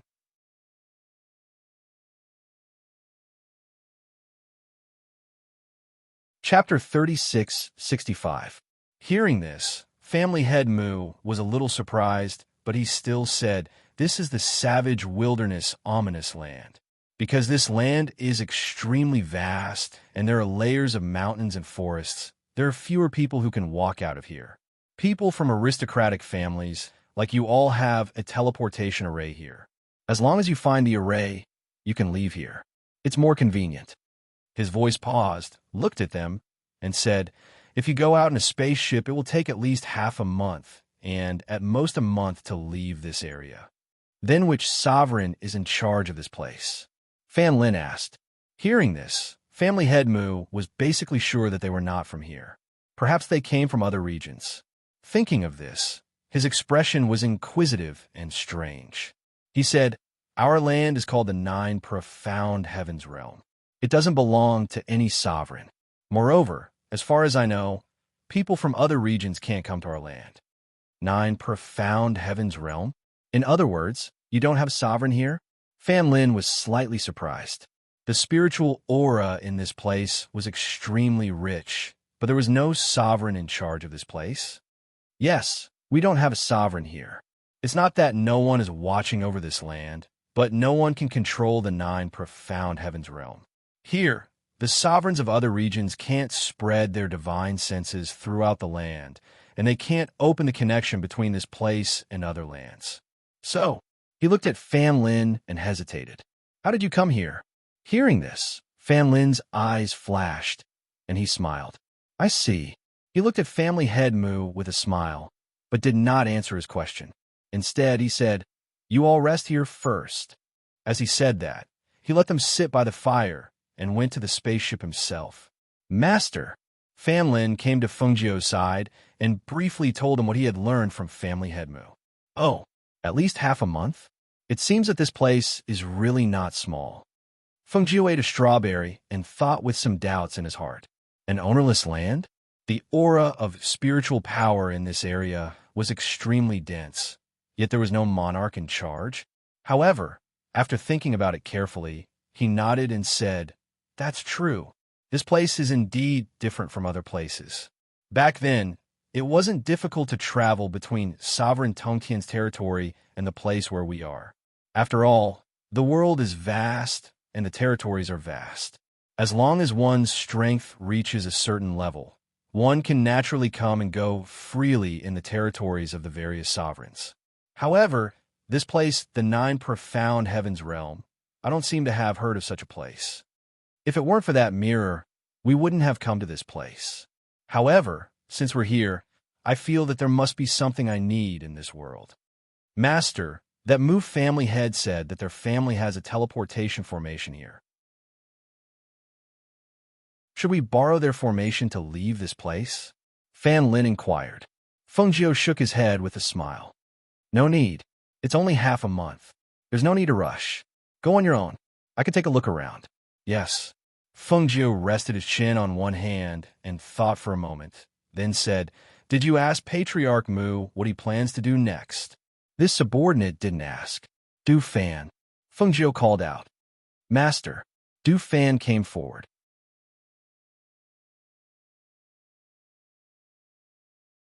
Chapter 3666. Hearing this, although they were a little surprised, they did not ask further. Instead, they responded and walked down from the flying ship. On the other side, due to the departure of the ferocious beasts, the people of the Moo family gradually walked out of the formation. However, they could no longer see the figures of their master and eldest young master. The atmosphere became oppressive and solemn. They lowered their heads slightly, and no one spoke. 30 to 40 people stood there with sorrowful expressions. They felt that the master and eldest young master had most likely met with a tragic end. Forget about the 2 of them. Even if they came out together, they would not be able to fight against so many ferocious beasts.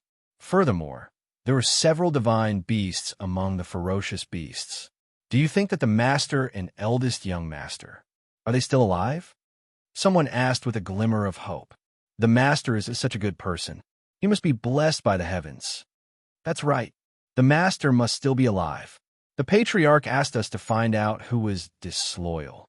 At that time, someone must have pushed the patriarch and the eldest young master to their deaths. One of the old men said in a low voice. His gaze swept across everyone. Who was it? Who was it? Stand up and go back. Perhaps we can let you go. However, if we find the culprit, then you'll be punished even more. In the crowd, the middle-aged man's eyes flickered. He looked at everyone and seemed to be guessing who the culprit was. At that moment, he also remained silent. At that time, I was closer to the master. I heard the sound of clothes being torn. As long as we investigate, we can find out who did it. Now, I'll give you one last chance. Stand up. The old man was an elder of the Moo family. At this moment, he shouted again. Everyone stared at each other, as if they wanted to see whose clothes were torn. However, at this moment, a cold glint flashed across the middle-aged man's eyes. He strode forward and angrily pointed at the old man. Third elder, you were the one who pushed the master and the others out, weren't you? You still dare to question the others here? You killed the master. What are your intentions? Hearing this, the people of the Mu family were stunned. The third elder killed the master? How could that be? You're slandering me. Third elder was so angry that his face flushed red. When he saw that the sleeve of the middle-aged man was missing a corner, he couldn't help but widen his eyes.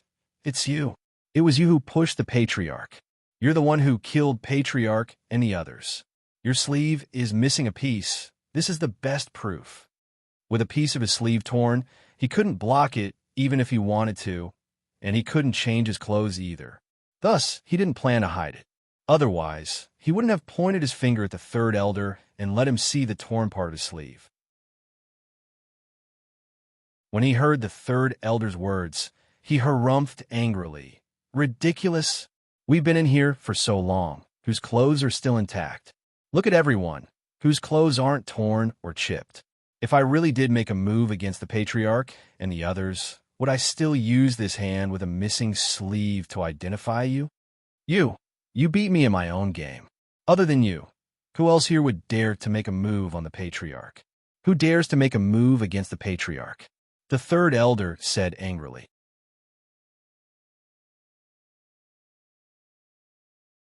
Chapter 36:67. You're slandering me. It was you who did it. Seeing the two of them quarreling, everyone in the Mu family could not help but look at each other. What was going on? Why were they quarreling? Seeing that their quarrel was getting more and more intense, as if they were about to fight, someone advised, Third elder, don't quarrel. We don't know whether the master and the rest are alive or dead, and we haven't returned to the family yet. It's not right to quarrel now. That's right. We'll definitely find the person who secretly harmed the master, but we can't just wrongly accuse a good person. That's right. Hearing the crowd's words, the two of them stopped quarreling, but their expressions did not look too good. Everyone, follow me and search the surroundings. See if you can find a master and the rest. As third elder spoke, he asked everyone to get ready and search the surroundings. After all, even if they were dead, it was impossible for them to not leave anything behind. Oof. It's late at night. Those ferocious beasts might not have gone far. And you want everyone to search for them? You want everyone to die. The middle-aged man scoffed coldly, obviously disagreeing. I want to find a master and the rest. Maybe they're waiting for us to save them. Third elder was trembling with anger. He finally saw through this vile person. If you want to go by yourself. I won't go and die for nothing. The middle-aged man said coldly, glancing at the crowd. If any of you want to follow third elder to search, then go. But don't blame me for not warning you when you end up in the mouths of those ferocious beasts. Hearing this, those who wanted to follow third elder to search hesitated. It was late at night. If those ferocious beasts had not come near, then if they searched the surroundings now, wouldn't it be, Third elder, I'll go with you to find the master and the eldest young master. A man stood out and walked to third elder's side with a sullen face. No matter who had secretly harmed the master and the eldest young master, the most important thing now was to find a master. Third elder, I'll go too. Another man stood out as well. We'll go too. We'll go too. After one person stood out, more people stood out. Gradually, among the 34 people, only a few were injured and a few who did not move. The rest decided to look for the master and the rest. Seeing this, third elder nodded with gratification. Good, as expected of a son of the Mu family. Come with me. Third elder, When the injured people saw this, they couldn't help but feel anxious. Third elder glanced at them and said, All of you are injured, so stay here. All right, let them stay behind to protect you. Regardless of whether we can find the patriarch and the others, we will be back before dawn. The middle-aged man looked at this scene with a gloomy expression and did not say anything. He looked at them and watched as third elder led his men away. Only then did he let out a cold snort. Old thing. When the others heard his curse, they couldn't help but lower their heads and pretend that they didn't hear anything. However, the injured people on the ground frowned and said, Third master, how can you curse third elder? He's a clan elder. Hearing this, the middle-aged man glanced at the man on the ground with a gloomy face and coldly snorted. What's wrong with me scolding him? Could it be that he was not an old thing? What? You want to protect him? If you want to protect him and stand on his side, why don't you go with him?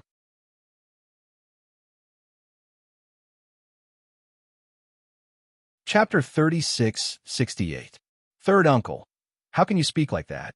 An injured man spoke with a pale face as he stared at his third uncle as though he was a stranger. The middle-aged man glanced at him and said, Chung Jun, your injuries aren't light at all. You should take care of yourself first. You should know that if you're injured to this extent, you won't be able to make it back alive. Third uncle, you. Mu Chung Jun stared at him in astonishment. Am I wrong? It's fine if you don't encounter any danger, but if you do, who do you think will protect you who can't even walk? He swept his cold gaze across the people on the ground and said, That old thing is taking them to the master. Oomph. I think he's taking them to their deaths. Mu Qingjuan's eyes flashed as he stared at his unfamiliar third uncle and the sinister look on his face. He asked, Third uncle, you're the one who pushed the master, aren't you? What nonsense are you spouting? He swept his sharp gaze across the man and raised his sleeve. A gust of wind shot out and slapped the man so hard that half of his face swelled up. Puffed. He was already injured, and after being slapped, he spat out a mouthful of blood and fell to the ground. Chung Jun, third master, how could you lay a hand on Chung Jun? He's your nephew. The middle-aged man's cold gaze swept across them and said, Nephew? Would a nephew slander his uncle? He narrowed his eyes as he stared at them, then looked at the night sky. He swept his gaze across the group who had not spoken and said, They won't be coming back. Do you intend to leave with me or stay? The group of 7 or 8 looked at each other when they heard this. One of them asked, Third master, what about Chung Jun and the others? Them? Just let them fend for themselves here. Let them wait for that old thing to come back and take them away. The group shivered when they heard this. If they had been suspicious before, they were now certain that the third master was the one who had pushed the master out. When they thought of this, they couldn't help but look at each other. After hesitating for a moment, one of them said, Third master, I think we should stay behind and guard Chung Jun and the others. They don't have any combat strength now. If we all leave, I'm afraid they won't be able to survive. That's right, third master. We have to stay, the others said. Oomph. You don't know what's good for you. If you want to stay, then stay. I want to see how the few of you can survive in here. He flicked his sleeves angrily and walked away in the opposite direction. His figure flashed a few times and disappeared into the night. After seeing him leave, they couldn't help but let out a sigh of relief. One of them hesitated for a moment and said, Do you think the patriarch was really harmed by the third master? He's too different from before and after. I think it's very likely that he's the one who did it. Another person said, Chung Jun, how are you? A man quickly stepped forward and helped Mu Chung Jun up from the ground. I'm fine, he said with a pale face. Large beads of cold sweat appeared on his forehead. Do you think the third elder and the others can find the patriarch and the eldest young master? I wonder if the patriarch and the others are still alive? The group of people said as they stood guard. They kept watch over their surroundings and hoped that the third elder and the others would return soon.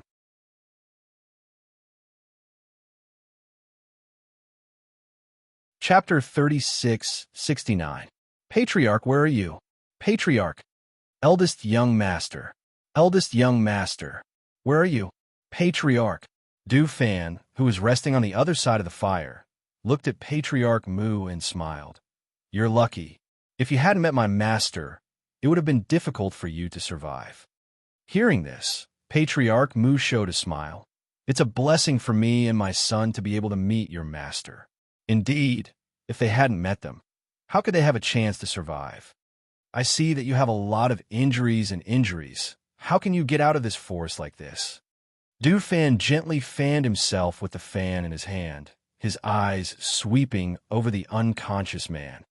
In fact, my family's transmission point is not very far from here.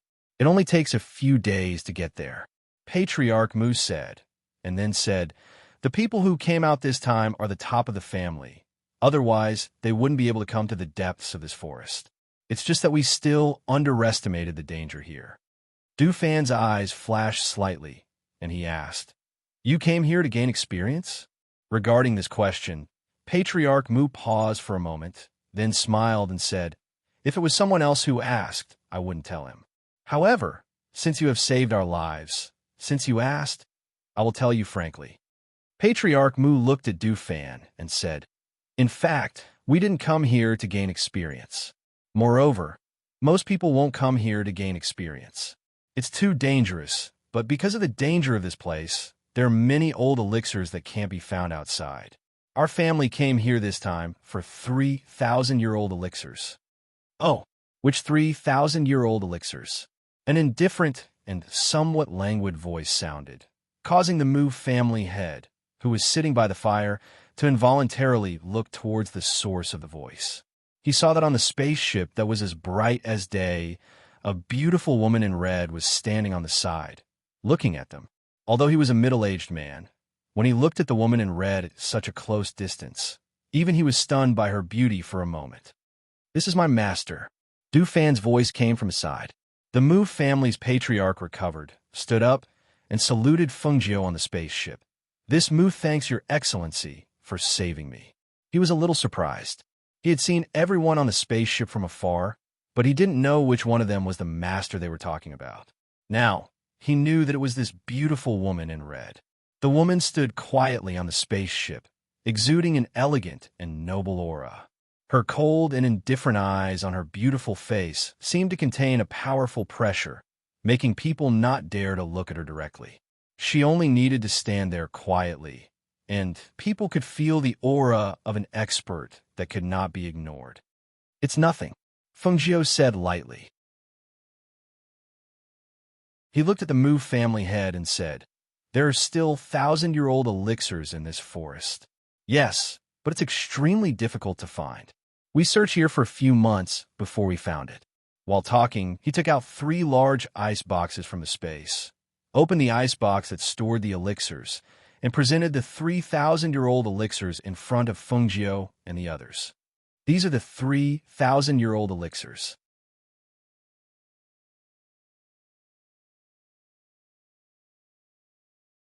Chapter 3670. Hearing this, Clan Head Mu laughed. "How could that be? Mu Chun, can be considered as a person who has seen a lot of the world. According to my observation, everyone here is a first-class person. How could you put these 3,000-year-old spirit herbs in your eyes? Moreover, the spiritual herbs that the young master took out to help us stop the bleeding are already priceless. You have people from the other side by your side. Why would you covet these 3 spiritual herbs?" These people were so extraordinary that even if 3,000-year-old spirit herbs were placed in front of them, he believed that they wouldn't even bat an eye. And from the moment he took out the 3 spirit herbs and presented them to them, it was just as he had guessed. Their expressions remained the same, and they didn't even have half a thought. Seeing this, Fengjiu smiled and asked, "What are you going to use these 3 spiritual herbs for?" Since they did not hesitate to use such a representative to find these 3 spiritual herbs, they must have an extremely important use. As Clan Head Mu guessed that they were not from this area, he did not find it strange that she asked this question. He smiled and looked at Fengjiu. He explained, "We don't have a sovereign in charge of this area. However, we have the 4 major sects and 4 major sects. They are very powerful, and each has its own territory. If you can get their protection, your family will skyrocket and no one will dare to offend you." This time, one of the 4 major sects, the Soaring Heaven Celestial sect, has a quota of 10 families. Therefore, everyone wants to fight for it. However, the condition to participate is to offer 3 millennium spiritual herbs. So, he did not continue, but Fengjiu and the others already understood. "I see." She nodded in understanding. She felt that the 9 profound heavenly realm was really strange. Instead of relying on those large sects and forces, it was better to strengthen oneself. However, she had not come into contact with anything outside, so it was not good for her to say much. The competition for the 10 families quota of the Soaring Heaven Celestial sect will be very intense. This competition will be a grand occasion. If you have time, You can come to the soaring heaven celestial sect to take a look. As they were talking, they heard a faint call from afar. Clan head Mu could not help but be startled when he heard the call of the clan head. He quickly stood up. It seems that your clansmen have found their way here. Du Fan smiled and looked into the distance, saying, daring to come out in the middle of the night. Your clansmen seem pretty decent. The Mu family's patriarch put the 3 spiritual herbs back into his spatial ring and said to Du Fan, the Mu family's customs are strict, and everyone in the family is united as one. It's only natural that they would come looking for me. Oh, united as one. Du Fan laughed and glanced at him, as if he was reminding him of something. The Mu family head thought of the culprit who pushed him out to his death, and his face sank. I will definitely find the culprit who did this. The Mu clan absolutely cannot allow such a person to exist. Patriarch, where are you? I'm here. Patriarch Mu shouted in a deep voice. When the person who was searching in the forest suddenly heard the voice, he couldn't help but be startled. I think I heard the Patriarch's voice. I think I heard it too. The sound came from over there. Isn't that where the spaceship is parked? We are so stupid. Why didn't we look in that direction? If the Patriarch is not dead, maybe he is over there.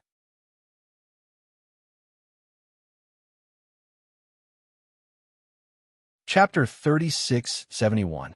The Mu family head looked at the people coming towards them in the dark and couldn't help but smile. He shouted at them, I'm here. Patriarch. The 3rd elder came over with everyone and was slightly surprised when he saw Fengjiu and the others. He didn't expect to see them twice in a row tonight. 3rd elder, is everyone okay? The Mu family head asked. Seeing that only a few people came, it seemed that there were some people who didn't come. He thought that something happened to them. Patriarch, don't worry, everyone is fine. The 3rd elder said. His eyes fell on the Mu family head and the unconscious man and asked, is the eldest young master seriously injured? The medicine has been applied. He just fainted. It's not a big deal. The Mu family head said, and then said to the crowd, we are also lucky they happened to save us.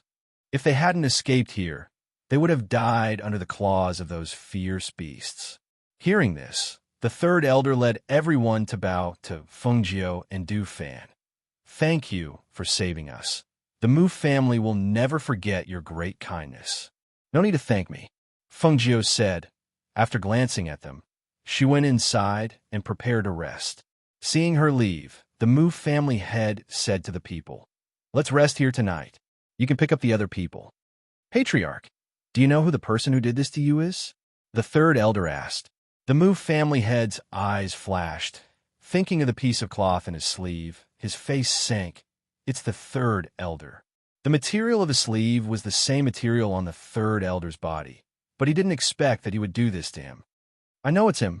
He also wants to slander me, saying that I plotted against the Patriarch, pouring black water on me. When I brought everyone to find you, he stopped me in every way.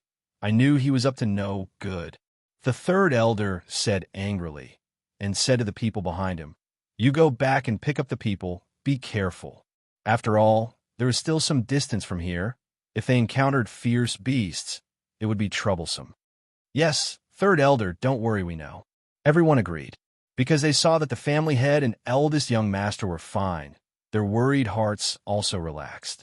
Now, they wanted to go back together to pick them up so as to avoid any accidents. After they left, the more the 3rd elder spoke, the angrier he became. He said that he would punish him severely when he returned. However, after a while, when the people who had gone to pick up the others returned, they found out that he had abandoned all of his clansmen and left on his own. 3rd master said that the Patriarch had met with misfortune. 3rd elder and the others came out to look for him, but they didn't return. So he asked us to go with him. We thought that we should wait for 3rd elder to come back, so he left by himself. After explaining the matter to their patriarchs, they couldn't help but lower their heads. Thinking about how they were unwilling to take the risk to search for the Patriarch, they felt ashamed and didn't dare to raise their heads. He should have gone back alone. However, it will be extremely difficult for him to survive here alone. Mu clan head shook his head. In his opinion, Even if he had extraordinary strength, he would most likely die in this forest if he wanted to reach the transmission array safely by himself, unless he was attacked by fierce beasts.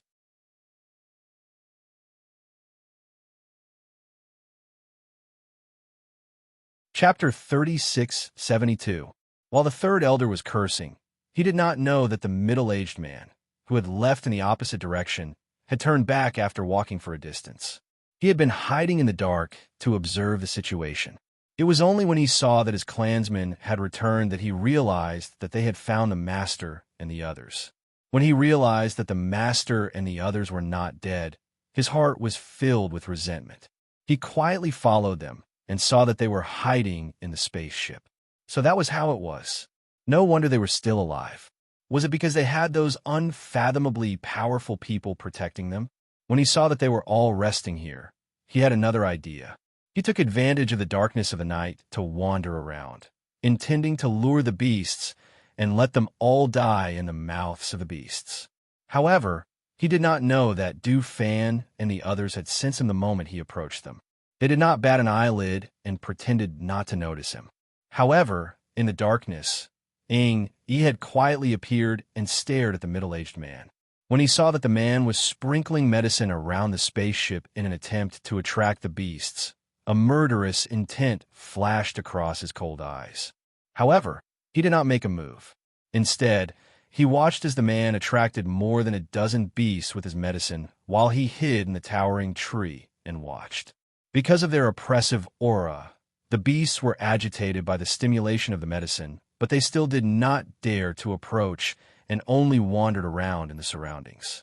Yi, who had watched this scene from the dark, quietly came behind the middle-aged man and kicked him down. Bang! Ah! The heavy kick caused a loud bang, and the middle-aged man cried out in alarm. He lost his balance and fell from the tree, landing heavily on the ground. Because that kick was so heavy, it was as if he couldn't catch his breath, nor was able to circulate his spiritual chi. But at this moment, when he fell, the vicious beasts all rushed over, opening their mouths and revealing their sharp teeth as they pounced on him. Roar! Roar! Hiss! Ah! Don't! Go away! The beasts' cries were accompanied by gasps of horror. The cries of alarm and screams pierced through the night and reached everyone's ears clearly. It's the third master's voice. The members of the Mu family were startled. Because they heard that sound, they immediately turned to look in a certain direction. Among the dense trees, they did not see the figure they wanted to see. They only heard the roar of the ferocious beast, as well as that familiar mournful cry. The Mu family head and the third elder looked at each other. The two of them raised their chi and jumped to a high place to watch. This time, they couldn't help but suck in a breath of cold air. He saw more than a dozen ferocious beasts surrounding him and biting him. He was kicked and rolled on the ground. Those ferocious beasts did not bite him to death. Instead, they played with him. Sometimes it would take deep bites, sometimes it would take shallow bites, biting him until his body was covered in blood and he screamed in pain. The thick smell of blood spread in the air until they saw one of his arms being torn off by a ferocious beast. That scene made their hearts turn cold, especially the Mu clan head. He knew that if it weren't for the fact that the father and son had escaped by a fluke earlier, then it was very likely that they would have ended up like their third brother. Thus, even though his heart trembled slightly when he saw this scene, he still coldly watched. All of this was his own fault. He could not blame anyone else. Crack! Ah!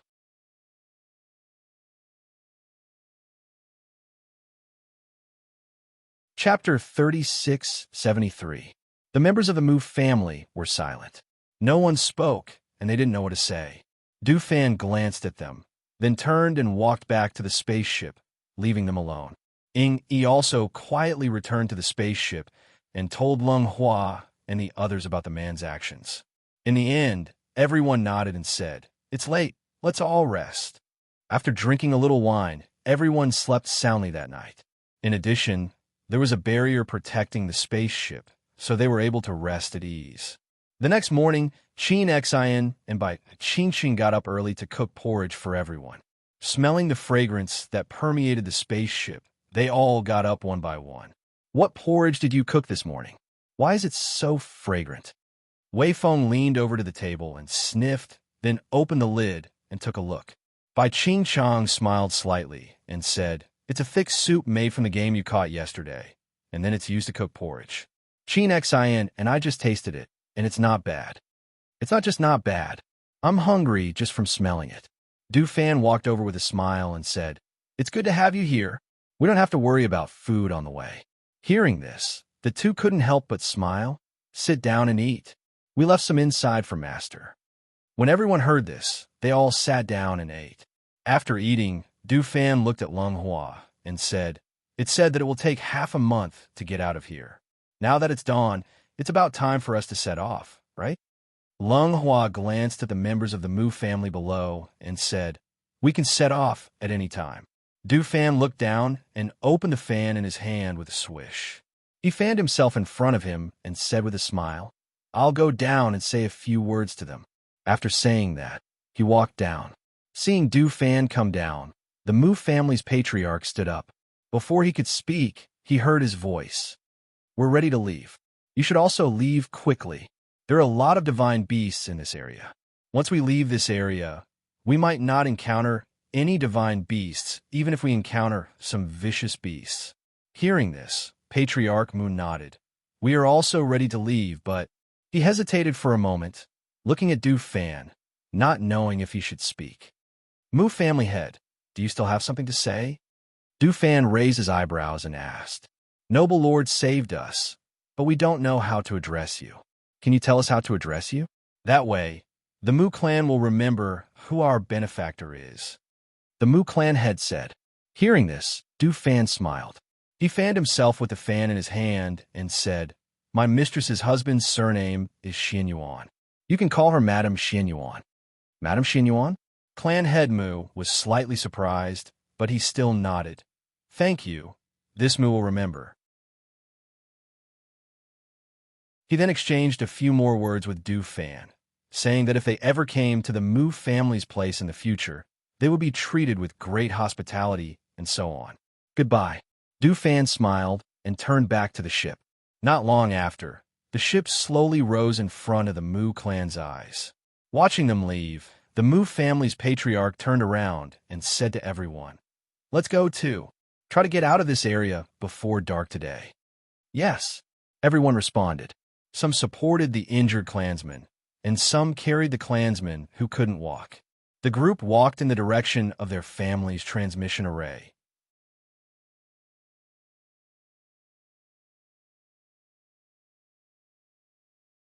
Chapter 3674. Wei Feng looked at the flaming arrow flying towards them and let out a soft sound. Astonishment was written all over his face. The flaming arrow flew up, but was bounced back when it came into contact with the barrier outside the spaceship. However, there were many more arrows flying towards him like rain. "Are those people down there stupid?" Luo Yu crossed his arms and leaned against the edge of the spaceship. He looked at the people shooting arrows below with a strange expression on his face. There's probably something wrong with their heads. Fan Lin smiled and looked at the scene below. Which normal person would attack a huge spaceship like theirs? Furthermore, they didn't stop after seeing the arrows being bounced back.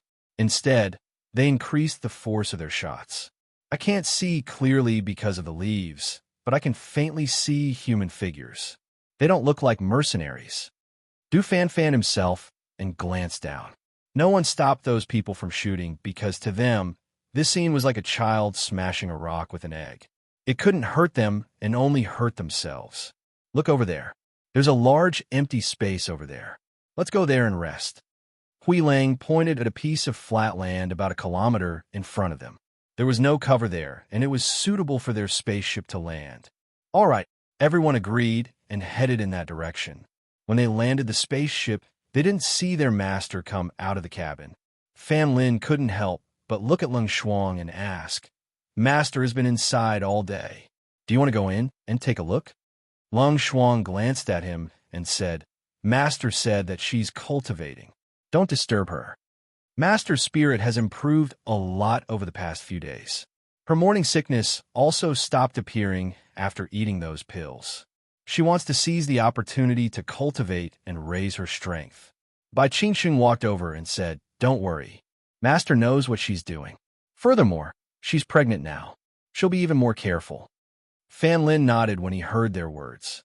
He only glanced at the cabin and didn't say anything else. "Wei Feng and I will go and see what's around. Qin Cheng, Qin Xian, you guys prepare dinner. We'll be back in a while." Luo Yu shouted at them. When he saw Hui Lang standing at the side and looking around with a straight face, he said, "Hui Lang, come with us." This kid, ever since the Yama Lord fell into a coma, his sloppy temperament had been restrained quite a bit. It was just that he always pulled a long face all day long. Looking at him made one feel bad for him. Hui Lang originally wanted to refuse, but unexpectedly, Wei Feng had already walked forward and placed a hand on his shoulder. Let's go. Just treat it as a walk and exercise. Don't always stay on the spaceship." As they watched him being taken away by Wei Feng and Luo Yu, everyone glanced at each other and smiled before getting to work. "I'm going to pick up some branches to prepare a fire," Guillemot said as he walked down from the spacecraft. Seeing that they had all gone down, Leng Hua and the others stood guard around the spaceship and waited for them to return. As the sky darkened, the leaves in the forest not far away from the spaceship rustled despite the absence of wind. It seemed as if someone was approaching the spaceship.